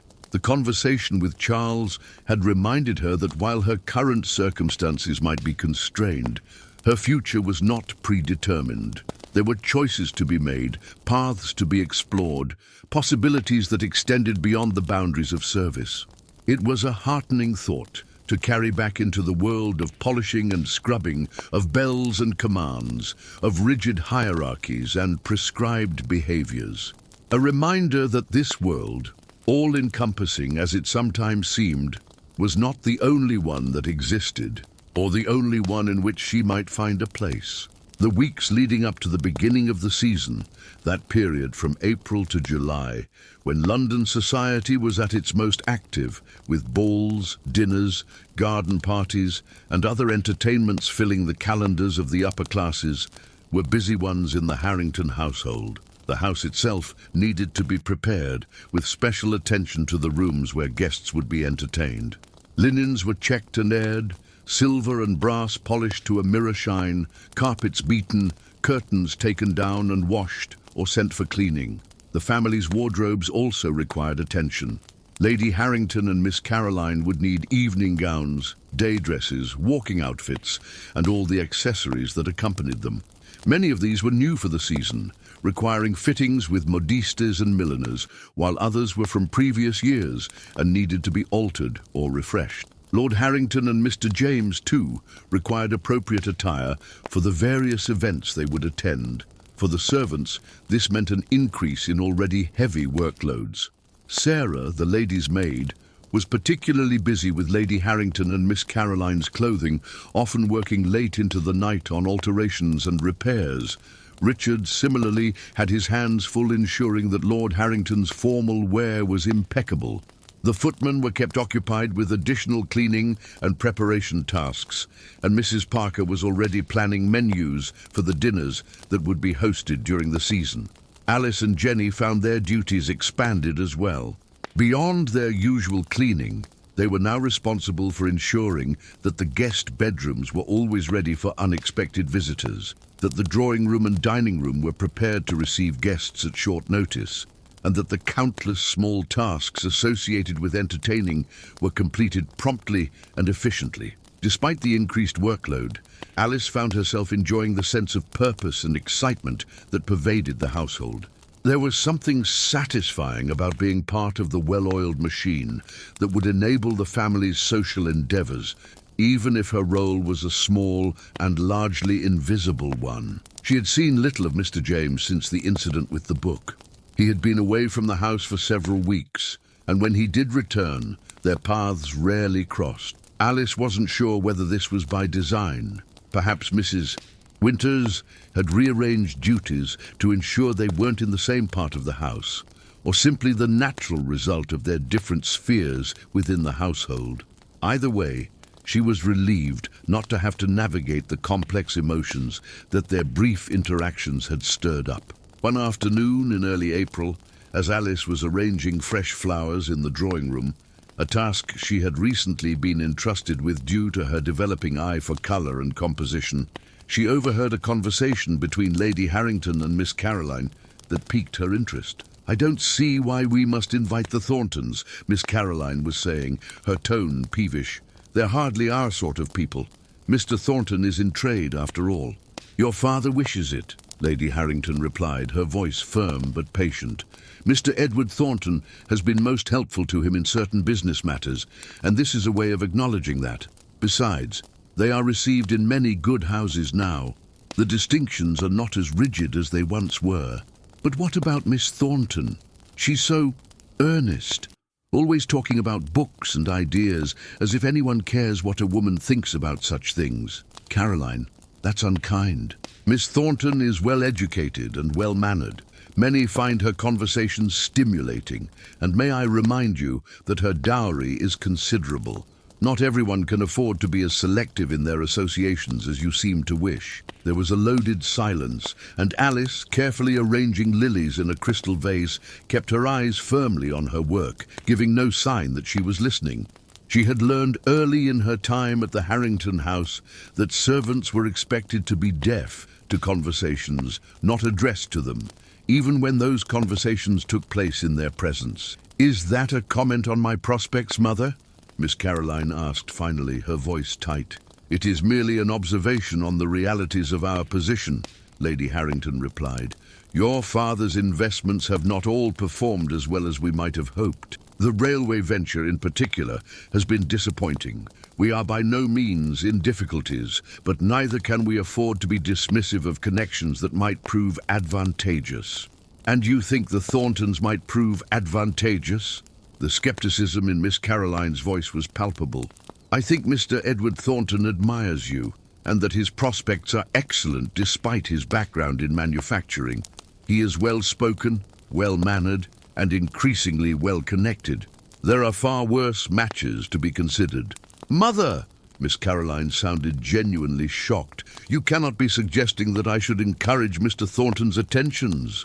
"I am suggesting nothing of the sort," Lady Harrington said smoothly. "I am merely pointing out that we will be inviting the Thorntons to our first dinner of the season, and that you would do well to be cordial to them. That is all." The conversation shifted to other topics: the guest list for the dinner in question, the menu to be planned with Mrs. Parker, the new gown that Miss Caroline would wear for the occasion. Alice continued with her flower arranging, her movements careful and precise, but her mind was busy processing what she had overheard. It was a glimpse into a world of concerns very different from her own, a world of social connections and marriage prospects, of fortunes made and lost, of subtle negotiations and strategic alliances disguised as social pleasantries. Yet there were parallels too to her own situation. Both she and Miss Caroline were constrained by the expectations of their class and gender. Both were navigating systems not of their own making. Both were trying to secure their futures within the limited options available to them. The difference, of course, was that Miss Caroline's constraints were gilded ones. She might chafe at the expectation to be cordial to those she considered beneath her, but she did so from a position of privilege and comfort that Alice could scarcely imagine. Her worst-case scenario, a marriage to a wealthy man from a less prestigious background, would still leave her materially secure in ways that Alice could never take for granted. Yet Alice couldn't find it in herself to resent Miss Caroline. From her observations over the past months, she had come to see the young woman as somewhat lost, caught between the rigid expectations of her upbringing and her own uncertain desires. There was a restlessness in her, a discontent that manifested in her frequent mood swings, her occasional sharp words to the servants, her tendency to leave her possessions scattered about as if in unconscious rebellion against the orderliness expected of her.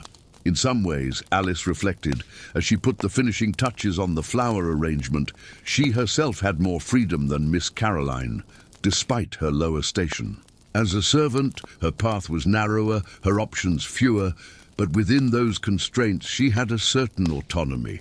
Her future, while limited by economic necessity and social convention, was still hers to determine to some extent.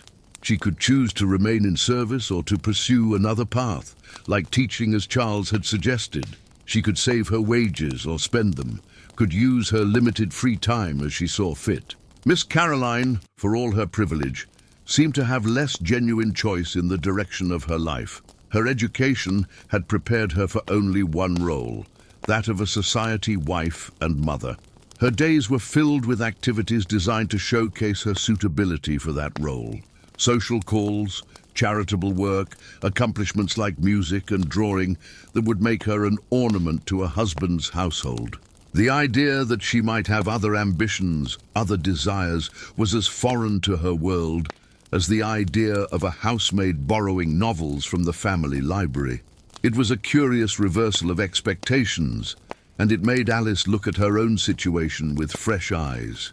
Yes, her life was hard in many ways. The work was physically demanding, the hours long, the pay minimal. But there was a clarity to it, a straightforwardness that had its own value. She knew what was expected of her, knew the boundaries of her world, and within those boundaries she was developing a sense of competence and even pride in her work. Perhaps that was its own kind of freedom, the freedom of defined expectations, of clear paths of known quantities, not the expansive freedom of unlimited choice that the truly privileged enjoyed, but not the stifling constraint of gilded expectations either. A middle ground, limited but navigable, restricted but not without its own small satisfactions and possibilities.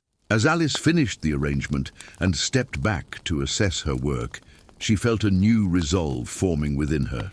She would continue to do her best in her current position, to learn and grow and save her wages, but she would also keep her eyes open for other opportunities, other paths that might open up. Charles's suggestion about teaching still resonated with her, and she determined to ask him more about the night schools he had mentioned when next they met. Her life might be constrained by circumstances beyond her control, but her response to those circumstances was still hers to determine. It was a small realization, perhaps, but a significant one, a shift in perspective that made her feel less like a passive recipient of fate and more like an active participant in her own story, however modest that story might be in the grand scheme of things. With this thought in mind, Alice gathered her flower-arranging tools and left the drawing room, careful to close the door silently behind her, as Lady Harrington and Miss Caroline continued their conversation, unaware of the small epiphany that had taken place in the presence of their housemaid. The season began in earnest with the Harringtons' dinner party in mid-April. The guest list included 20 of London's most prominent families, including the Thorntons, despite Miss Caroline's reservations. The preparations were extensive, involving every member of the household staff in some capacity. Alice found herself running errands from dawn until well past midnight in the days leading up to the event. Her regular duties expanded to include helping with the special cleaning and preparation required for such an important occasion. On the day of the dinner, the house was in a state of controlled chaos. Mrs. Parker and her kitchen staff had been preparing since before dawn, creating elaborate dishes that would showcase both the family's wealth and the cook's considerable skills. The footmen, under Mr. Wilson's exacting supervision, were polishing silver, arranging china, and ensuring that every detail of the dining room was perfect. Mrs. Winters was everywhere at once, checking linens, inspecting floral arrangements, and making last-minute adjustments to ensure that everything met her exacting standards. Alice and Jenny were primarily responsible for ensuring that the public areas of the house were immaculate and that the guest bedrooms were prepared in case any of the visitors needed to stay overnight due to inclement weather or other circumstances. It was exhausting work, but there was an excitement to it as well, a sense of participating in an event of significance, even if their role was behind the scenes. By the time the first guests began to arrive at 7:30, the house was transformed. Every surface gleamed, every room was perfectly arranged, and the scent of fresh flowers and delicious food permeated the air. The servants, too, were transformed. The footmen in their best livery, the housemaids in fresh caps and aprons, everyone positioned for their roles in the evening's carefully choreographed performance. Alice's duties during the dinner itself were minimal. She was to remain in the kitchen, helping with the washing up as dishes were returned and assisting Betsy with any last-minute preparations for the dessert course. But as she passed through the entrance hall on her way downstairs, she caught glimpses of the arriving guests in their finery, the ladies in silk and satin, jewels at their throats and in their carefully arranged hair, the gentlemen in formal black and white, their manner confident and at ease. Among them she noticed a young woman who seemed slightly apart from the others. She was elegantly dressed in a gown of deep blue that complemented her dark hair and eyes. But there was something different about her, a watchfulness perhaps, or a slight hesitation in her manner that suggested she was not entirely comfortable in this setting. This, Alice guessed, must be Miss Thornton, the earnest young woman Miss Caroline had complained about. As if to confirm her suspicion, Alice saw Miss Caroline greet the young woman with a smile that didn't quite reach her eyes, her manner correct but cool. In contrast, Mr. James, who was standing nearby, seemed genuinely pleased to see Miss Thornton, stepping forward to speak with her with an animation that Alice had rarely observed in his interactions with other society ladies. It was just a brief glimpse before Alice had to continue on her way to the kitchen, but it stayed with her as she worked, a snapshot of the world above stairs that she usually experienced only through the artifacts it left behind. Dirty dishes, discarded gloves, rooms in need of cleaning. The dinner proceeded smoothly, from what Alice could gather from the dishes that returned to the kitchen and the brief reports from John and Thomas as they came downstairs between courses. The conversation was lively, the food well received, and Lady Harrington was at her most charming as hostess. It was, by all accounts, a success, the first of many such gatherings that would fill the Harrington calendar during the season. It was well past midnight by the time the last guests departed, and the servants could begin the process of cleaning up. The family had retired to their rooms, leaving the staff to restore the house to its usual order. Alice and Jenny were tasked with clearing the drawing room, where the ladies had gathered for coffee after dinner, while the gentlemen remained in the dining room with their port and cigars. "Did you see Miss Thornton's gown?"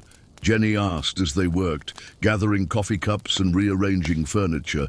"Worth every penny of 30 guineas, I'd wager, and she wears it like it's a sack. No style at all, that one, for all her money." "I thought she looked well enough," Alice replied, remembering the glimpse she had caught of the young woman in blue. Different from the others, perhaps, but not in a bad way. Jenny snorted. Different is right. Heard Miss Caroline telling Lady Brighton that Miss Thornton actually attends lectures at some institute or other, philosophy and literature and such. As if anyone cares what a woman thinks about those things, especially a woman whose father made his fortune in cotton mills.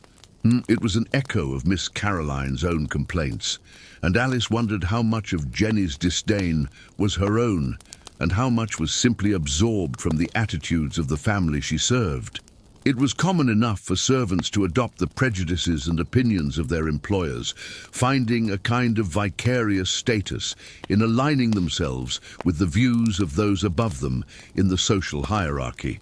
Perhaps she enjoys learning, Alice suggested mildly. There's no harm in that, surely. Jenny gave her a curious look. You sound almost as if you're defending her. What do you care about Miss Thornton's odd ways? It was a fair question.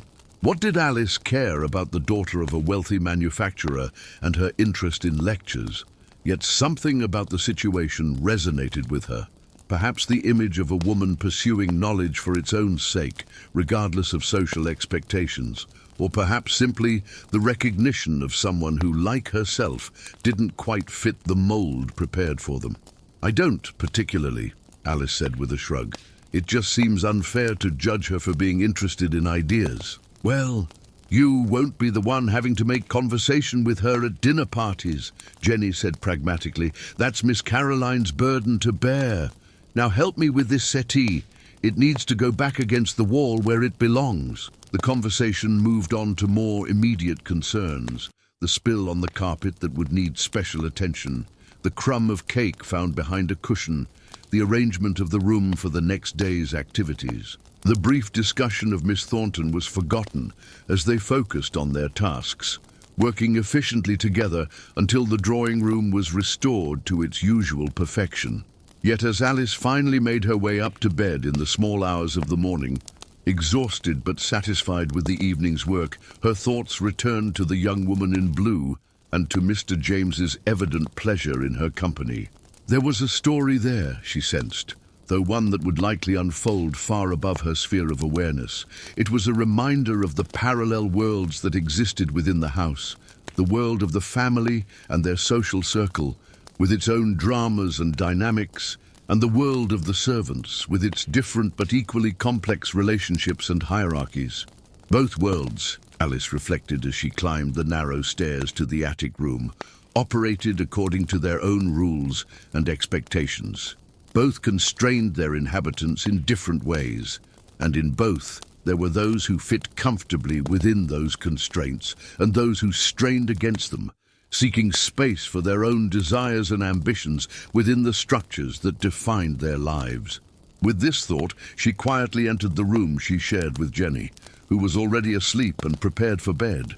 As she lay down, her body aching from the day's labor but her mind still active, Alice wondered where she herself fell on that spectrum. Was she someone who accepted the constraints of her position, finding satisfaction within its boundaries? Or was she, like Miss Thornton perhaps, someone who sought more, who looked beyond the expectations of her class and gender toward broader possibilities? The question followed her into sleep, unanswered but persistent, a quiet counterpoint to the more immediate concerns of her daily life. The weeks following the dinner party were filled with activity as the season progressed. The Harrington household settled into the rhythm of social engagements, dinners both at home and elsewhere, afternoon teas, evening receptions, and, as May approached, the first of the balls that would dominate the later part of the season. For the servants, this meant constantly shifting schedules, late nights followed by early mornings, and the ongoing challenge of maintaining the house's perfection despite the increased activity. Alice saw little of the family during this period, as they were frequently out or, when at home, engaged with visitors. Even her glimpses of Mr. James became rare, though she gathered from servants' gossip that he was more present in the family home than was his usual habit, participating in many of the social events that in previous years he had often avoided. The reason for this change became apparent one evening in early May. Alice was turning down the beds in the family's rooms, a task she now performed regularly, as Jenny had been assigned additional responsibilities in other areas. As she worked in Miss Caroline's room, smoothing the sheets and plumping the pillows, she heard voices in the adjoining sitting room, Lady Harrington and Miss Caroline, their tones suggesting a conversation of some significance. "I simply don't understand it, Mother," Miss Caroline was saying, her voice tight with frustration. "James has never shown the slightest interest in the season before.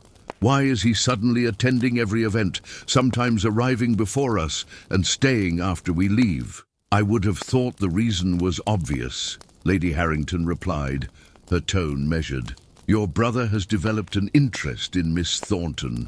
There was a brief silence, then a sound that might have been a laugh or a scoff from Miss Caroline. "Miss Thornton? The blue stocking with the manufacturing fortune?" "Surely not." "I'm afraid so. Your father has noticed it as well.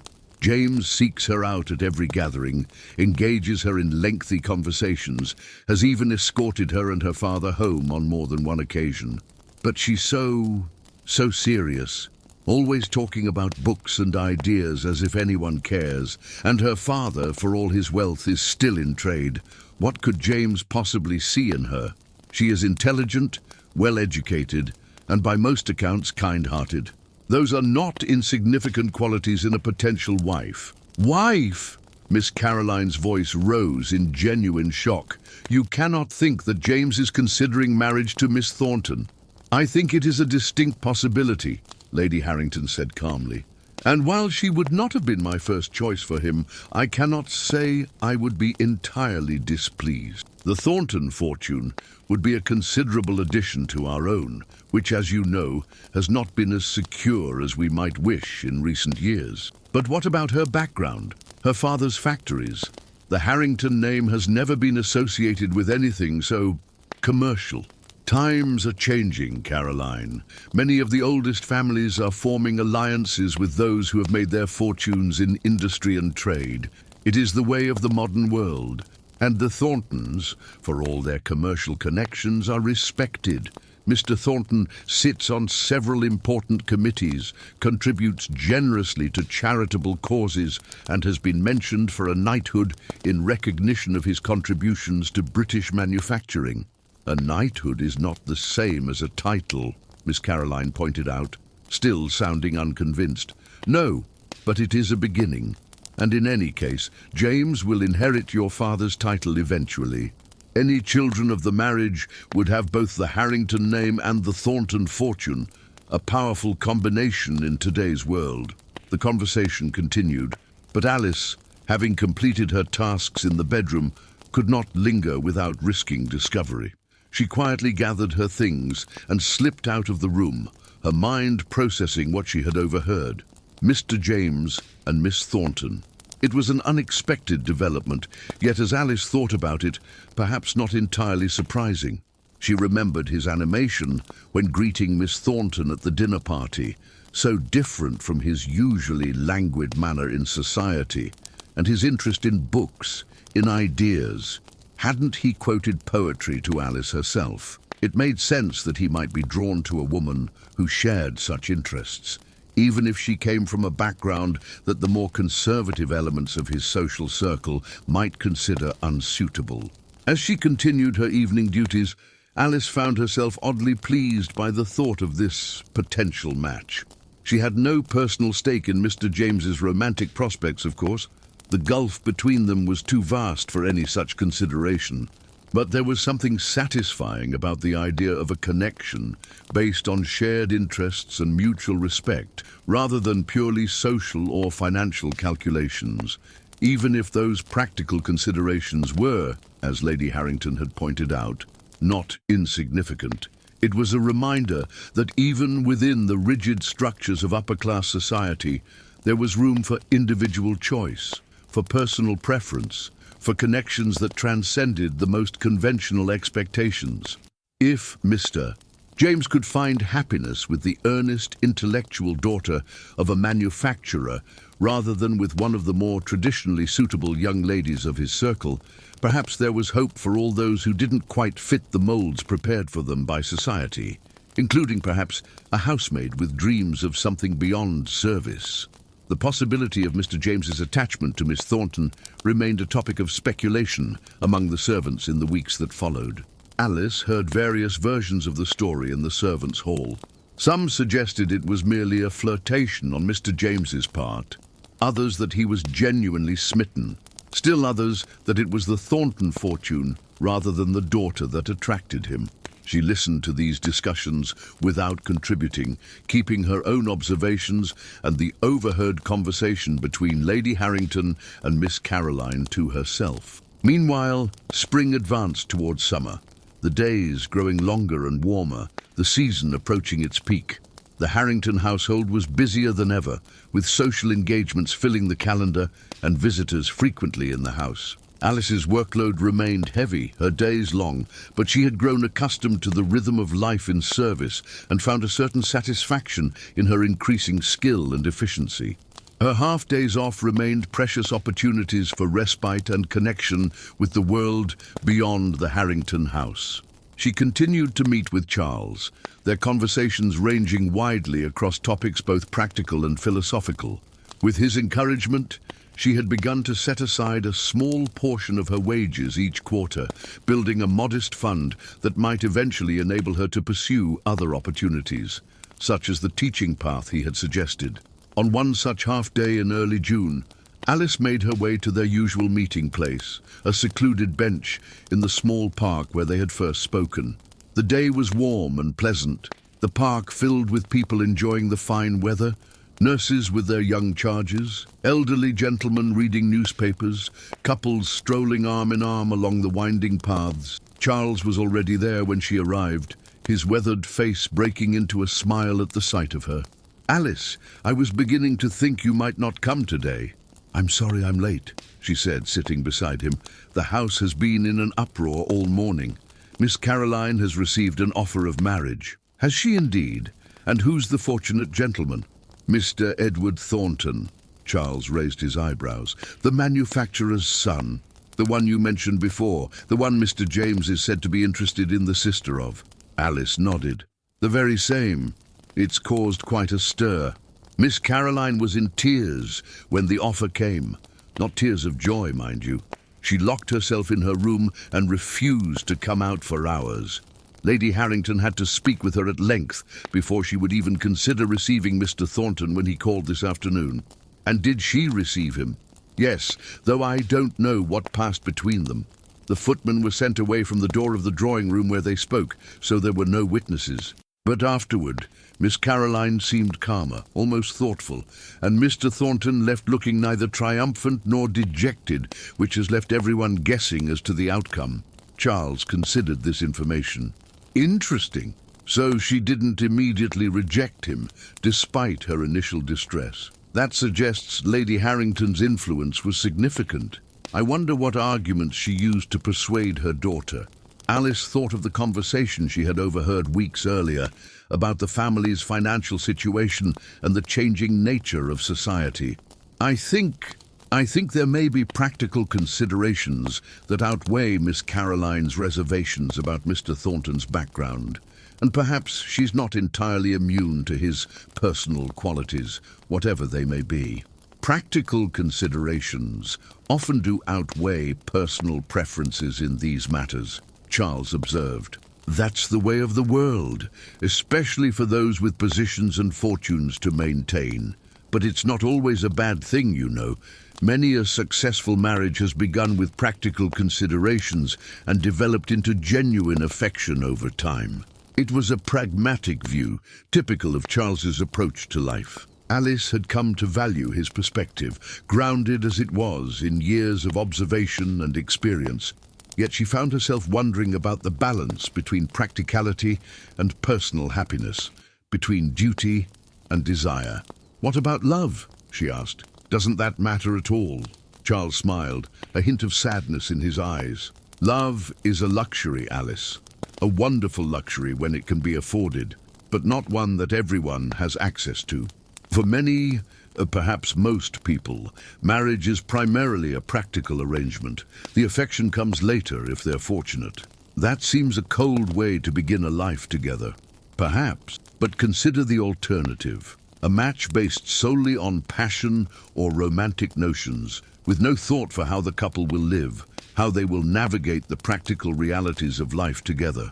Those often end in disappointment too, when reality fails to meet expectation. Alice thought about this.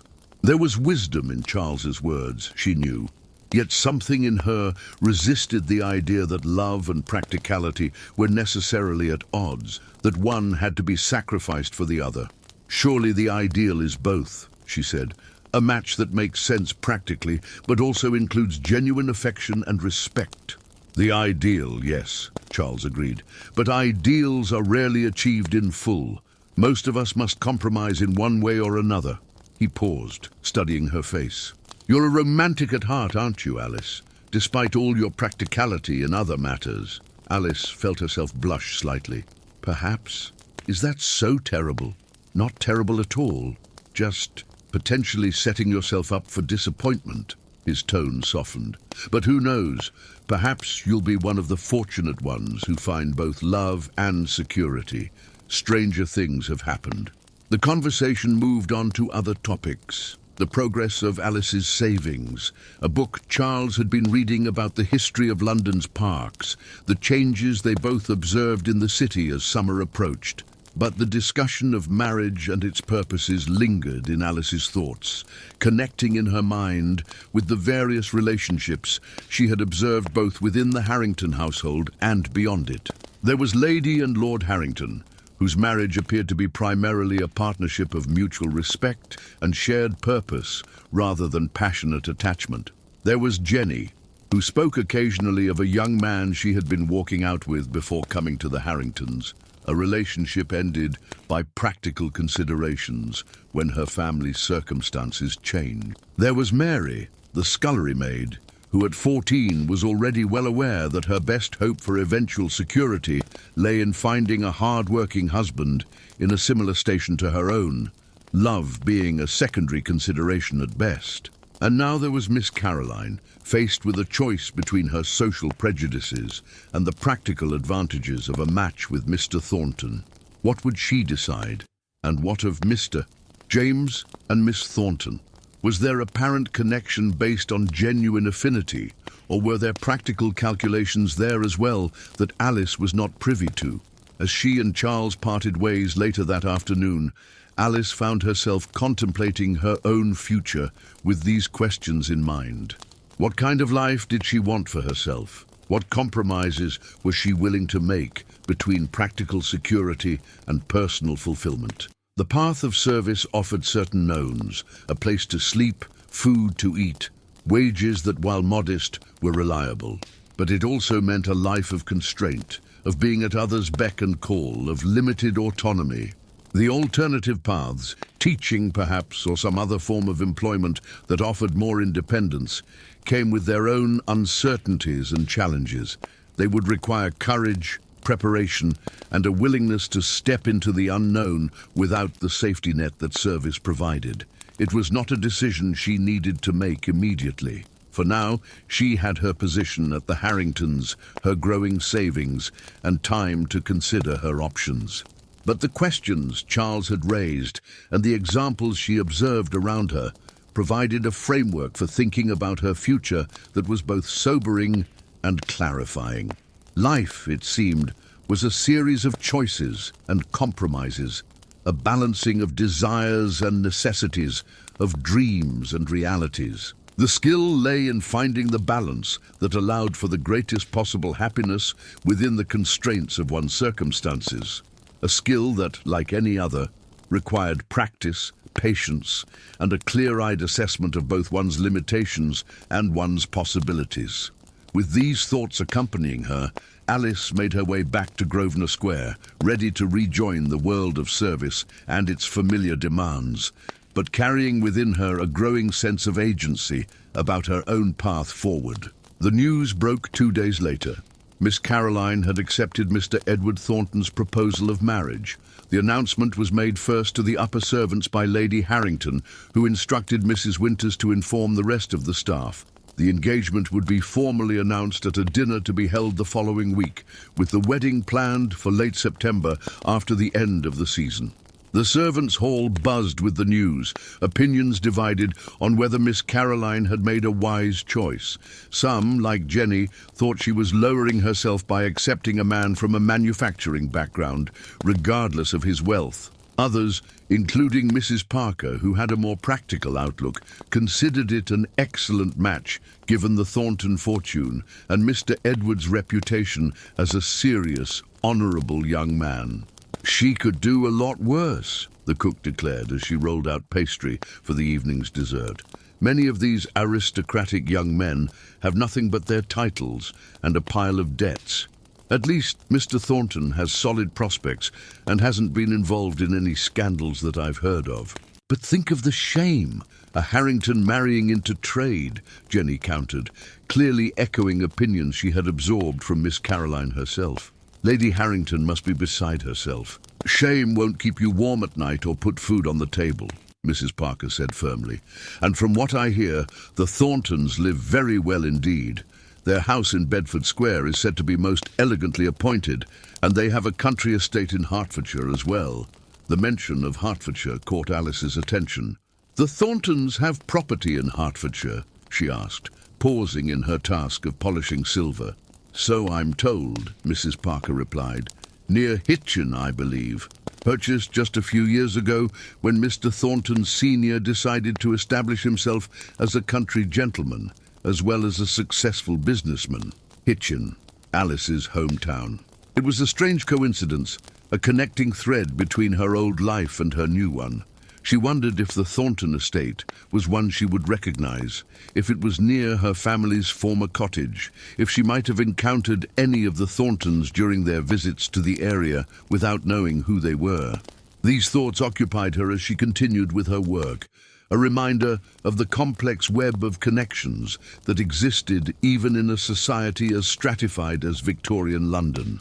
The distance between a housemaid and the daughter of a wealthy manufacturer might seem vast, but here was a geographical link, a shared knowledge of the same landscape, the same local landmarks and customs. It was a humanizing realization that Miss Thornton, despite her wealth and education, might have walked the same country lanes that Alice had, might have admired the same hills and streams, might have experienced the same seasonal rhythms of rural life. It didn't erase the differences in their positions, of course, but it added a dimension of shared experience that Alice found oddly comforting. The engagement dinner was a grand affair, with nearly 30 guests gathered to celebrate the match between Miss Caroline and Mr. Edward Thornton. The house was decorated with flowers, the best china and silver brought out, and Mrs. Parker created a menu that showcased her considerable skills. Alice, along with the rest of the staff, worked from dawn until well past midnight to ensure that everything was perfect. During the dinner itself, Alice was stationed in the kitchen as usual, helping with the washing up and preparation of later courses. But as she carried a stack of clean plates up to the butler's pantry, she passed the partially open door of the drawing room, where the ladies had withdrawn after dinner, leaving the gentlemen to their port and cigars. Through the gap, she caught a glimpse of Miss Caroline, resplendent in a new gown of pale green silk, seated beside a young woman who could only be Miss Thornton, recognizable by her dark hair and the deep blue of her dress.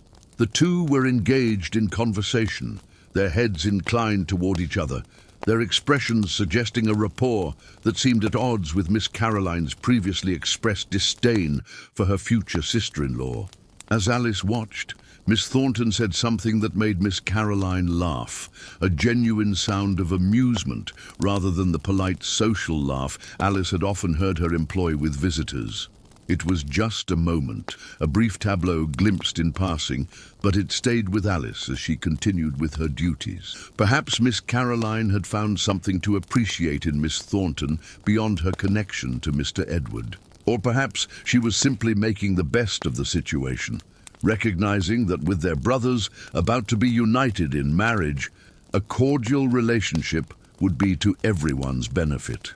Later in the evening, as the guests began to depart, Alice was helping to collect cloaks and wraps from the guest bedrooms where they had been stored during the dinner. As she descended the stairs with an armful of ladies' shawls, she encountered Mr. James in the corridor, apparently on his way to the library. "Ah, Alice," he said, stopping when he saw her. His tone was friendly but distracted, as if his mind was elsewhere. "All going well with the departure arrangements?" "Yes, sir," Alice replied, curtsying slightly despite her burden of shawls. "Just collecting the ladies' wraps." He nodded, then seemed to really look at her for the first time. "It's been some time since our literary discussions, hasn't it? Have you been reading anything interesting lately?" The question caught Alice off guard. It had been months since the incident with Pride and Prejudice, and she had assumed that Mr. James had forgotten the entire episode. Yes, sir. I've been reading a book of poetry that Charles lent me." "Charles?" Mr. James raised an eyebrow. "A friend, sir. He works in the gardens in the square. He was in service himself once and has been kind enough to lend me books occasionally." "I see." Mr. James seemed genuinely interested. "And what poetry is this?" "Mr. Wordsworth, sir. The book you mentioned before. The one with the line about the world being too much with us." A smile spread across Mr. James's face, transforming his features. "You remembered that? I'm impressed. And what do you think of Mr. Wordsworth's observations on our disconnection from nature?" It was such an unexpected question, so far outside the normal boundaries of conversation between a gentleman and a housemaid, that Alice hesitated before answering. But Mr. James seemed genuinely interested in her opinion, and there was no one else in the corridor to observe this unusual exchange. "I think he's right, sir," she said finally. "At least about London. Everything here is so manufactured. Even the parks are carefully designed, not wild like the countryside. It's as if we've decided that nature needs to be controlled rather than experienced." Mr. James nodded, his expression thoughtful. "An astute observation. I feel the same way myself, which is why I try to escape to the country whenever I can." He paused, then added, "I understand you're from Hertfordshire originally?" "Yes, sir, near Hitchin. A beautiful area. The Thorntons have property there, you know. I visited several times with my friend Edward. Perhaps you're familiar with Thornton Hall. It was previously the Merriweather estate before the Thorntons purchased it." Alice knew the place. It was one of the grand houses of the area, set on a hill overlooking the valley where her family's cottage had been located. She had passed its gates many times, but had never been inside the grounds. "I know of it, sir, though I've never been there. It's a fine house with extensive gardens. Miss Thornton, Elizabeth, has done wonders with the rose garden in particular. She has quite the eye for landscape design, among her many other talents." There was a warmth in his voice when he spoke of Miss Thornton that confirmed the rumours about his interest in her. Alice found herself wondering if another engagement might soon be announced, following on the heels of Miss Caroline and Mr. Edwards. "I'm sure it's lovely, sir," she said, not knowing what else to add. Mr. James seemed about to say something more when the sound of voices from the entrance hall reached them. Guests preparing to depart, servants bringing cloaks and hats, the bustle of a social evening coming to its conclusion. "I should let you get on with your duties," he said, stepping aside to let her pass. "It was good to speak with you again, Alice. Perhaps we'll have another literary discussion sometime." "Perhaps, sir," Alice replied, though she doubted it would happen. Tonight's conversation had been a chance encounter, a momentary stepping outside of their usual roles. With the household busy with preparations for Miss Caroline's wedding, and Mr. James increasingly occupied with his own social engagements, particularly those involving the Thorntons, such opportunities were likely to be rare. As she continued down the corridor, Alice reflected on the brief exchange. It had been pleasant to be acknowledged as someone capable of having thoughts about poetry, of forming opinions worth listening to, if only for a moment. Yet there was also something slightly unsettling about it, a crossing of boundaries that, while harmless in itself, reminded her of the complexities of her position in the household. She was neither fully inside nor fully outside the family's world. She moved through their spaces, witnessed fragments of their lives, was privy to certain confidences by virtue of her presence in their most private moments, yet remained fundamentally separate, defined by her role rather than her individual qualities or capabilities. It was this curious limbo that Charles had spoken of when describing his own time in service. The strange intimacy that came from caring for another person's most basic needs while remaining socially invisible to them. It created a one-sided knowledge, a relationship that could never be equal or straightforward. Yet even within these constraints, there were moments of genuine human connection.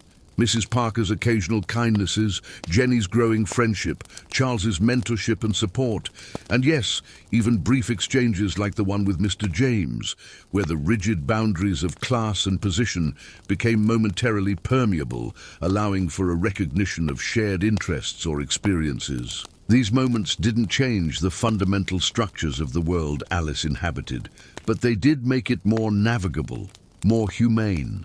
They were reminders that beneath the roles and rules that governed their interactions, there were individual human beings with their own thoughts, feelings, and aspirations. As Alice delivered the shawls to the waiting ladies in the entrance hall, performing her role with the practiced efficiency she had developed over her months in service, she carried this awareness with her, a small but significant counterbalance to the weight of her position's constraints. The summer progressed, bringing with it the height of the season, and then its gradual winding down as August approached. The Harrington household remained busy with social engagements, but there was also preparation for their annual retreat to their country estate in Surrey, where they would spend several weeks before returning to London for Miss Caroline's September wedding. For the servants, this meant additional work, sorting and packing the family's clothing and personal items, preparing the London house to stand empty for a time, and for some, readying themselves for the journey to Surrey, where they would continue to serve the family in their country residence. Not all the staff would go to Surrey. Some, like Mrs. Parker and the kitchen maids, would remain in London to maintain the house in the family's absence. Others, including Alice, would accompany the family to attend to their needs in the country. It would be Alice's first journey outside London since her arrival the previous autumn, and despite the knowledge that her duties would continue much as before, she found herself looking forward to the change of scenery and the chance to breathe air untainted by coal smoke and city dust. In the days leading up to the departure, Alice found it difficult to meet with Charles for their usual conversations.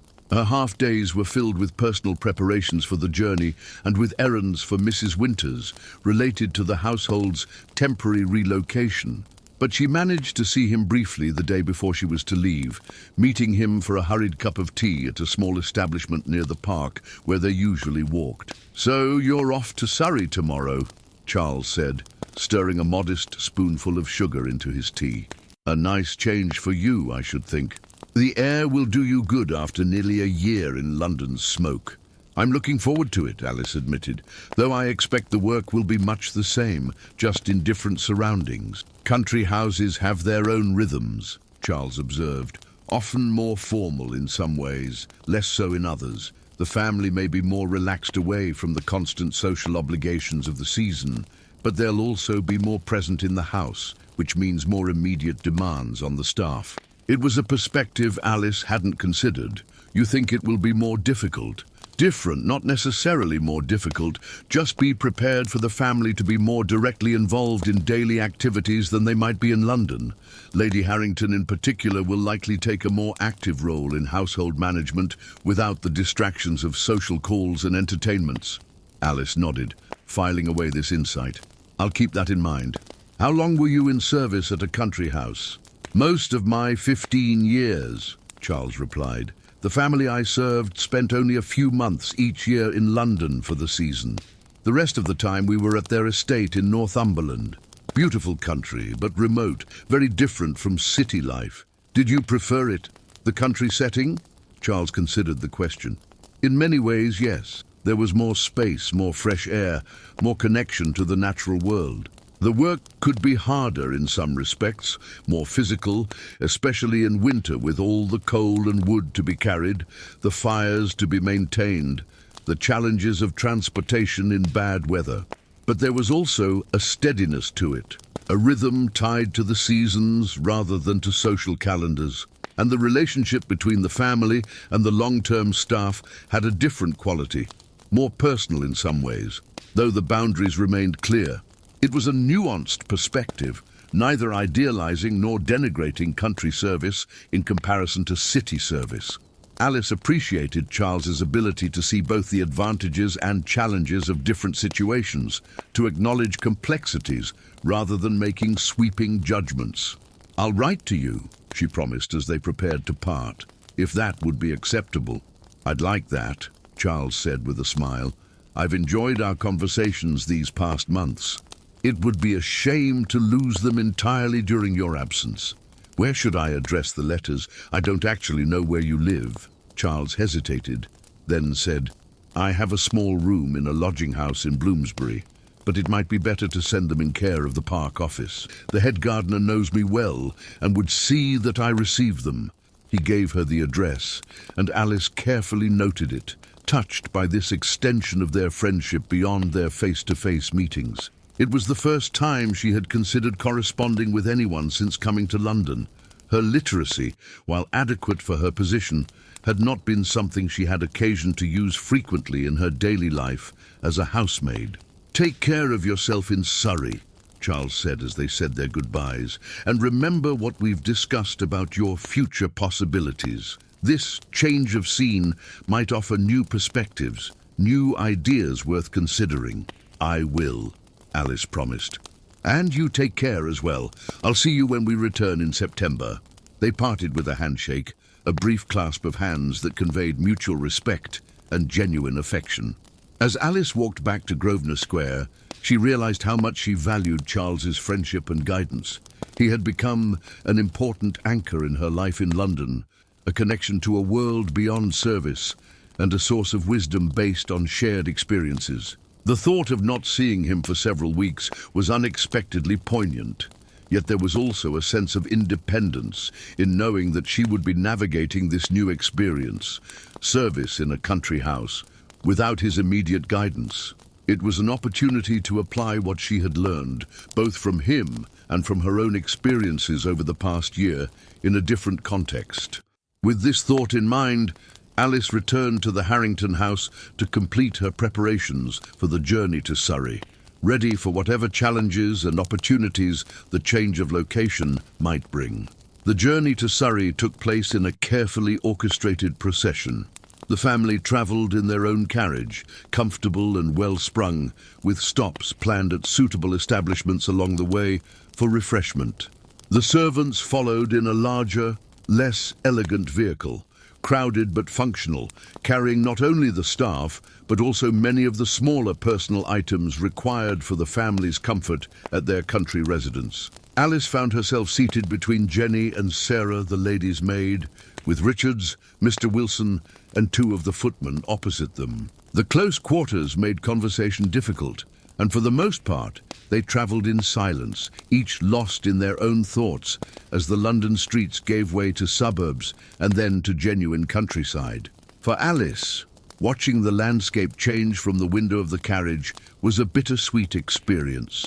The rolling hills, the fields of ripening grain, the small villages with their church spires and clustered cottages, all reminded her of her former home in Hertfordshire. Yet there were differences too. Surrey was more wooded than her home county, with greater variations in elevation and a wilder feel to its uncultivated areas. The Harrington estate, Thornfield Park, was located near the town of Guildford, about 30 miles southwest of London. As they approached, Alice could see that it was extensive, with parkland stretching on either side of the long drive that led to the house itself. The building, when it came into view, was impressive, but less intimidating than she had expected. A Georgian manor house of red brick, with white stone trim, substantial but not ostentatious, set among formal gardens that gave way to more naturalistic landscaping as they merged with the park. The servants' entrance was at the rear of the house, opening into a courtyard where the domestic offices were located. Here, they were met by the skeleton staff that maintained the house year-round.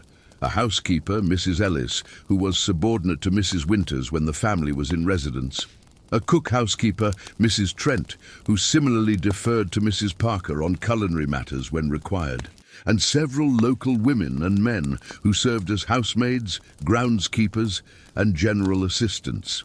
Mrs. Ellis showed the London servants to their quarters, unlike in the Grosvenor Square house, where the servants were housed in the attic and basement. Thornfield Park had a separate wing for the domestic staff, connected to the main house but with its own entrance and staircase. The accommodations were similar to those in London, simple, functional rooms shared by 2 or 3 servants of the same rank and gender. But there was a bit more space, and the windows offered views of the kitchen gardens and stables rather than a narrow air shaft or the street below. Alice and Jenny were assigned to share a room with one of the local housemaids, a cheerful young woman named Ruth, who had worked at Thornfield Park for 3 years. She welcomed them with genuine warmth, offering to show them around the house and grounds when they had time. "It's a good place to work," Ruth told them as they unpacked the few personal belongings they had brought. "The family don't come that often, usually just a few weeks in the summer and sometimes at Christmas, so for most of the year, it's quiet. Mrs. Ellis is strict but fair, and there's always enough to eat." "What about when the family is here?" Alice asked. "What are they like at Thornfield?" Ruth considered the question. "Different than in London, I'd say, though I've only been to the Grosvenor Square house once, when Mrs. Ellis took me along to help with preparations for a large party. Here they're more relaxed, I suppose. Lord Harrington spends most of his time in the library or walking in the park. Lady Harrington takes more interest in the household management. She and Mrs. Ellis go over the accounts together, and she often visits the kitchen gardens and the home farm. Miss Caroline usually has friends to stay, young ladies her own age who spend their days riding, playing croquet, and having picnics in the park. And Mr. James, well, he's the one who seems to change the most. In London, from what I hear, he's quite the man about town, but here he's often off on his own, riding or walking from dawn till dusk. He knows every inch of the estate and seems to prefer the company of trees to that of people most days." It was an interesting perspective, confirming Charles's suggestion that the family might behave differently in their country setting than in London. Alice found herself particularly intrigued by the description of Mr. James. His love of the countryside aligned with his appreciation for Wordsworth's poetry and his comments about escaping London whenever possible. It suggested a side to his character that wasn't immediately apparent in his city persona. There was little time for further conversation, however, as Mrs. Winters soon appeared to assign duties and establish routines for the duration of their stay. The work would be similar to that in London: cleaning, serving, maintaining the household, but with adjustments for the different layout of the house and the family's country habits. "Alice, you and Jenny will be responsible for the family's private rooms, as usual," Mrs. Winters instructed. "Ruth will show you where everything is kept. The linen room is in the east corridor, and the laundry is done on Tuesdays and Fridays in the wash house beyond the kitchen garden. The family will dine at 7:30, as they do in London, but breakfast is earlier here, 8 o'clock, as Lord Harrington likes to be out walking by 9. The instructions continued, covering everything from the location of cleaning supplies to the procedure for dealing with muddy boots and wet riding habits, which were more common occurrences in the country than in London. By the time Mrs. Winters had finished, Alice's head was spinning with new information, but she felt confident that with Ruth's guidance she would soon adapt to the rhythms of Thornfield Park. That confidence was tested the very next morning when, rising at the usual hour of 5, Alice discovered that the household operated on a slightly different schedule than in London. The fires needed to be lit earlier, as the country house was cooler than the city residence, and there were more of them to attend to. The morning routine of cleaning and preparing rooms had to be adjusted to account for the family's earlier breakfast and their habit of using more of the house during the day than they did in London, where much of their time was spent out at social engagements. "You'll get used to it," Ruth assured her as they worked together to turn out the drawing room before the family came down. "It's busier when they're here, but it's still easier than I imagine London is. There's more space, for one thing, and the air is cleaner, so the dusting doesn't need to be done quite so often." Ruth's cheerful efficiency was infectious, and Alice found herself enjoying the collaboration with someone who knew the house so well.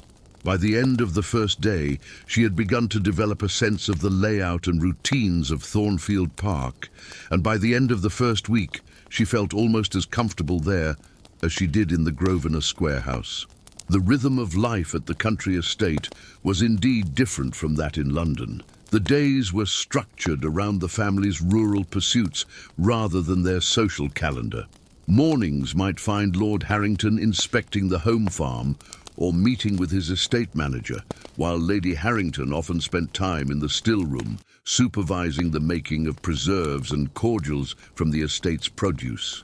Miss Caroline and her visiting friends occupied themselves with rides, walks, painting excursions, and occasional visits to or from neighbouring families.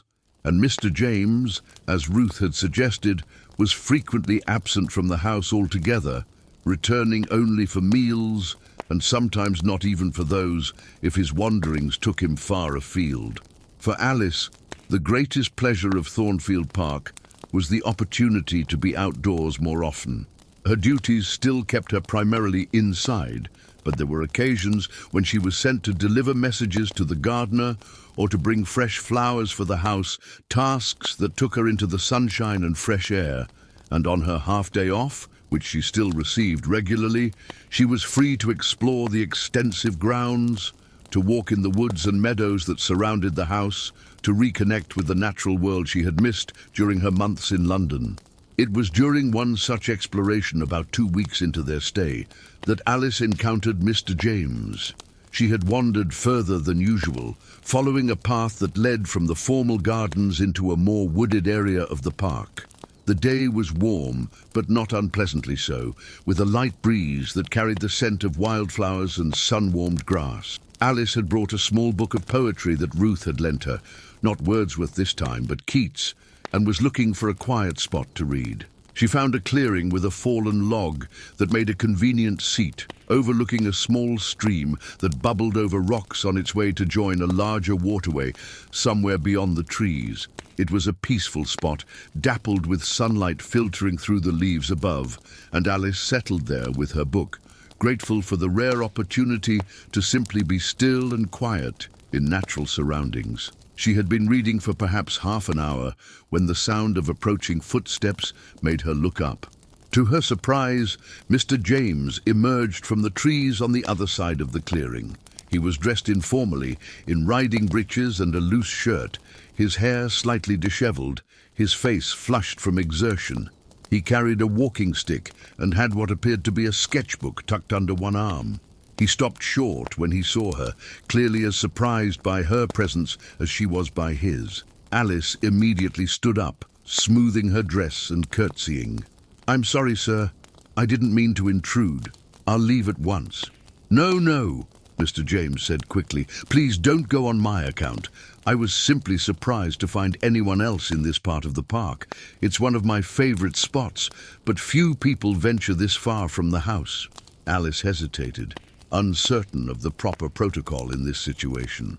In London, she would have withdrawn immediately, but here, in the informality of the countryside, with Mr. James himself suggesting she stay, the rules seemed less clear.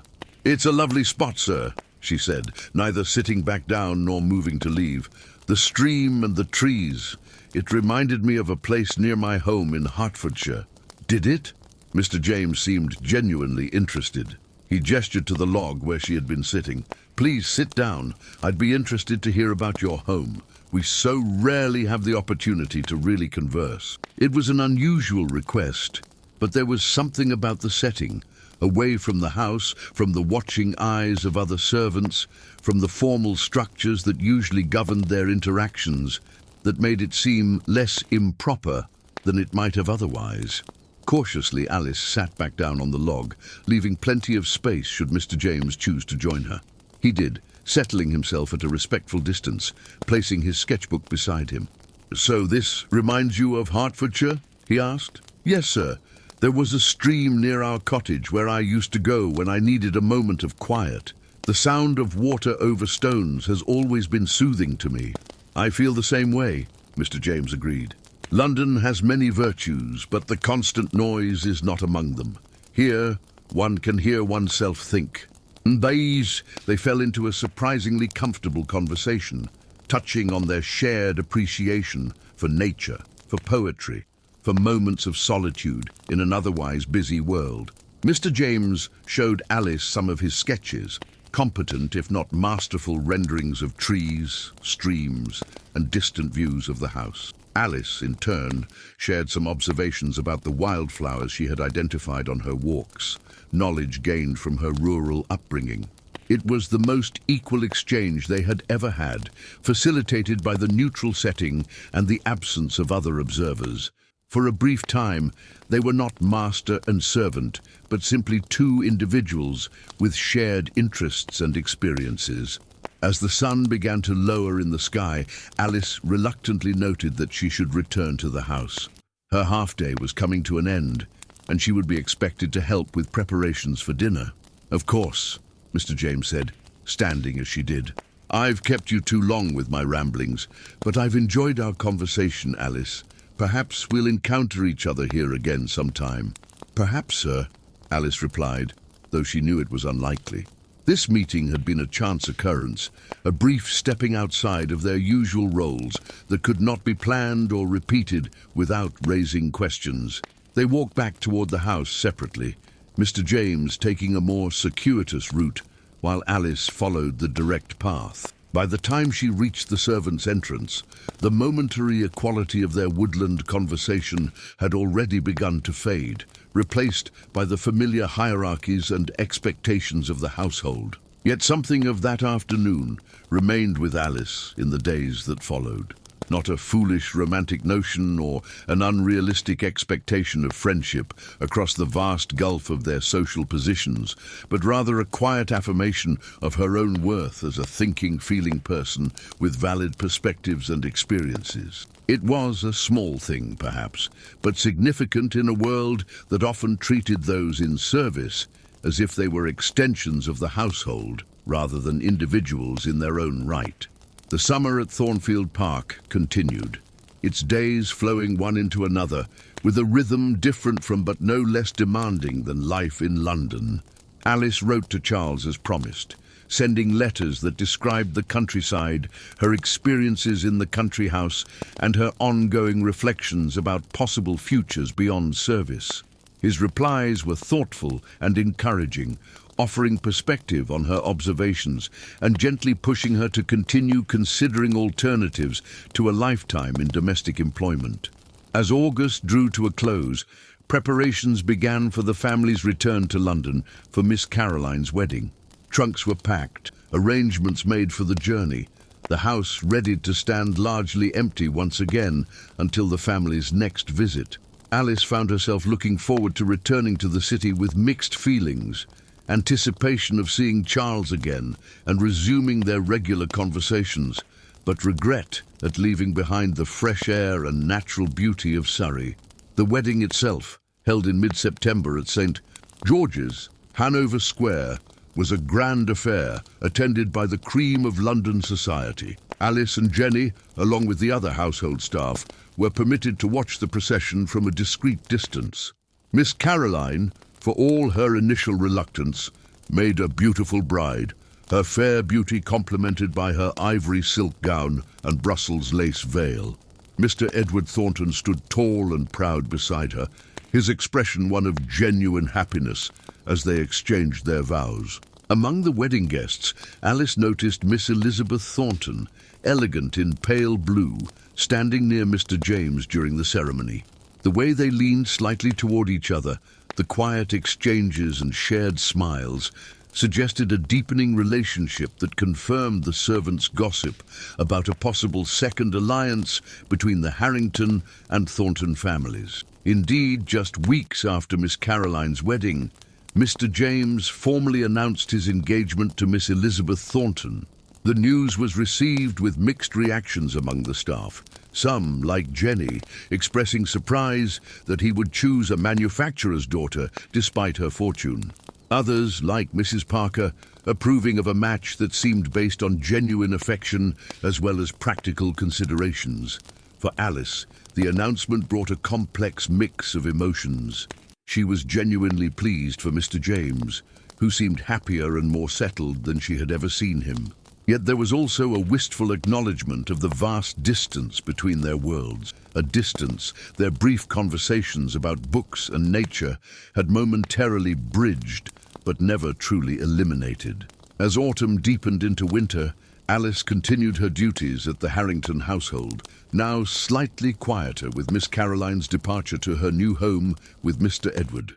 Her half-day meetings with Charles remained a highlight of her week, their conversations ranging widely but often returning to the question of her future. "Have you given more thought to teaching?" he asked one December afternoon as they walked through a park dusted with the first light snow of the season. The new year might be a good time for new beginnings. Alice had indeed been thinking about it, more seriously than before. "I've been saving," she said. "Almost enough for a few months of living expenses if I were to leave service. And I've been reading more, improving my knowledge, but I'm still not sure if I have the qualifications that would be needed. There's a school in Bloomsbury that trains women to be teachers," Charles said. "Nothing fancy, mind you, but they provide the basics. It costs a bit, but not beyond what you've saved, I'd wager, and they help with placements afterward." It was the most concrete suggestion he had made yet, and Alice felt a flutter of both excitement and apprehension. "Do you think I could do it? Truly?" Charles stopped walking and turned to face her, his expression serious. "I do, Alice. You have intelligence, patience, and a genuine desire to learn and to help others learn. Those are the essential qualities. The rest can be taught." Something in his confidence gave Alice courage. Would you help me find out more about this school? How to apply?" "I'd be honored," Charles said with a smile. "In fact, I took the liberty of inquiring already. They're accepting applications for the spring term that begins in February." The revelation that he had already taken this step on her behalf touched Alice deeply. It was a concrete demonstration of his belief in her potential, his investment in her future. "Thank you," she said simply, but the words carried the weight of her genuine gratitude. As they resumed their walk, discussing the practical details of the application process and what would be required if she were accepted, Alice felt a sense of possibility opening before her. The path would not be easy, leaving the security of service for the uncertainties of education and a new profession would require courage and determination. But for the first time, it felt like a real option rather than a distant dream. The Christmas season brought its usual increase in household activities, decorating, cooking, entertaining. The Harringtons hosted several dinners and a small ball, though the grandest celebrations were reserved for their country estate, where they would spend the week between Christmas and New Year with selected guests, including the Thorntons. Before the family's departure for Surrey, Alice received an unexpected gift. She was turning down Mr. James's bed when he entered the room, carrying a small package wrapped in brown paper. "Ah, Alice," he said, seeming not at all surprised to find her there. "I was hoping to catch you. I have something for you before we leave for Thornfield." He held out the package, and Alice hesitated before accepting it, aware of the impropriety of receiving gifts from employers, especially male ones. "It's a book," Mr. James explained, as if sensing her concern. "A collection of Wordsworth's poetry. I remembered our conversations both in London and at Thornfield. Consider it a token of appreciation for your service this past year, nothing more." Put that way, it seemed less inappropriate. Alice accepted the package with a curtsy. "Thank you, sir. It's very kind of you." "You have a good mind, Alice," Mr. James said, his tone serious. "Don't let circumstances prevent you from using it. Books are one way to expand your horizons, but there are others. Miss Thornton, Elizabeth, has been involved with educational initiatives for working women. She believes, as do I, that intelligence and capability should not be wasted due to accidents of birth or fortune. It was an unexpected statement, especially from someone of his position. That's a generous perspective, sir. Not generous, merely realistic.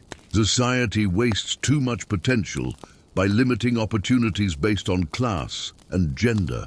He paused, then added, if you ever decide to pursue education beyond what your current position allows, I would be willing to provide a reference. Elizabeth has connections with several schools and training programs. The offer took Alice's breath away. A reference from Mr. James Harrington would open doors that might otherwise remain firmly closed to someone of her background. I don't know what to say, sir. Say nothing for now. Simply keep it in mind as a possibility. With a nod, he left the room, leaving Alice holding the wrapped book and trying to process the unexpected conversation. Later, alone in her room, she unwrapped the package to find a handsome edition of Wordsworth's collected poems.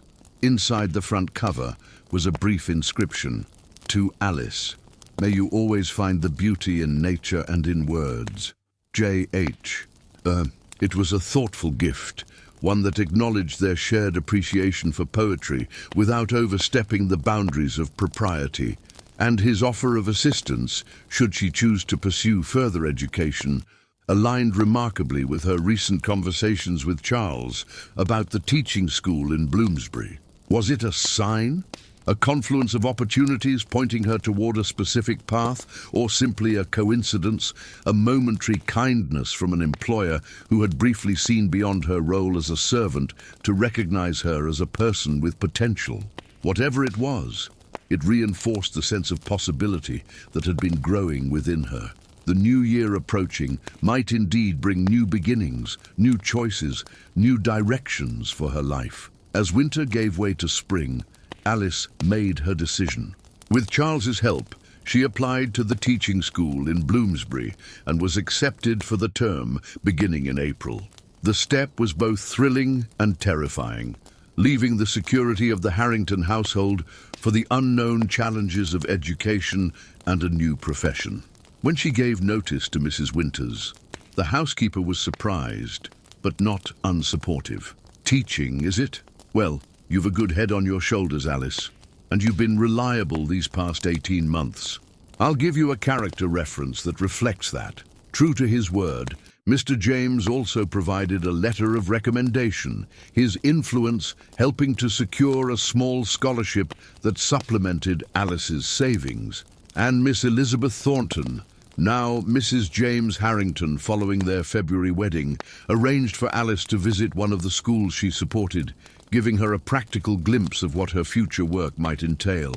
On her last day at the Harrington household, Alice packed her few belongings, her clothes, her books, including the Wordsworth from Mr. James and several others acquired during her time in service, and the small savings she had accumulated. She said goodbye to the other servants, to the house that had been her home for a year and a half, to the life she had built there. Jenny hugged her tightly, whispering, "I'll miss you, but I'm proud of you, Alice. You're doing what many of us only dream of, finding a different path." Charles was waiting for her when she emerged from the servants' entrance for the last time. He had offered to help her move her belongings to the small lodging house for women where she would stay during her training. But more than that, he had come to mark this significant transition in her life, this step from one world into another. "Ready?" he asked simply as she approached, her bundle in her arms. Alice took one last look at the imposing facade of the Harrington house, at the windows behind which the family lived their lives of privilege and constraint, at the door through which she had first entered as a nervous country girl seeking her place in the vast, complex world of London. "Yes," she said, turning back to Charles with a smile. "I'm ready." As they walked away together, Alice felt a mixture of emotions: gratitude for what her time in service had taught her, apprehension about the challenges ahead, but above all, a sense of agency and possibility. Her path forward would not be easy, but it would be hers to choose, hers to shape, hers to walk with increasing confidence and determination. Service had been one chapter in her story, important but not defining. Now she was turning the page, beginning a new chapter with its own trials and triumphs, its own lessons and growth. Whatever came next, she would face it with the strength, resilience, and quiet dignity she had cultivated during her time as a servant in Victorian London. And in that knowledge there was freedom,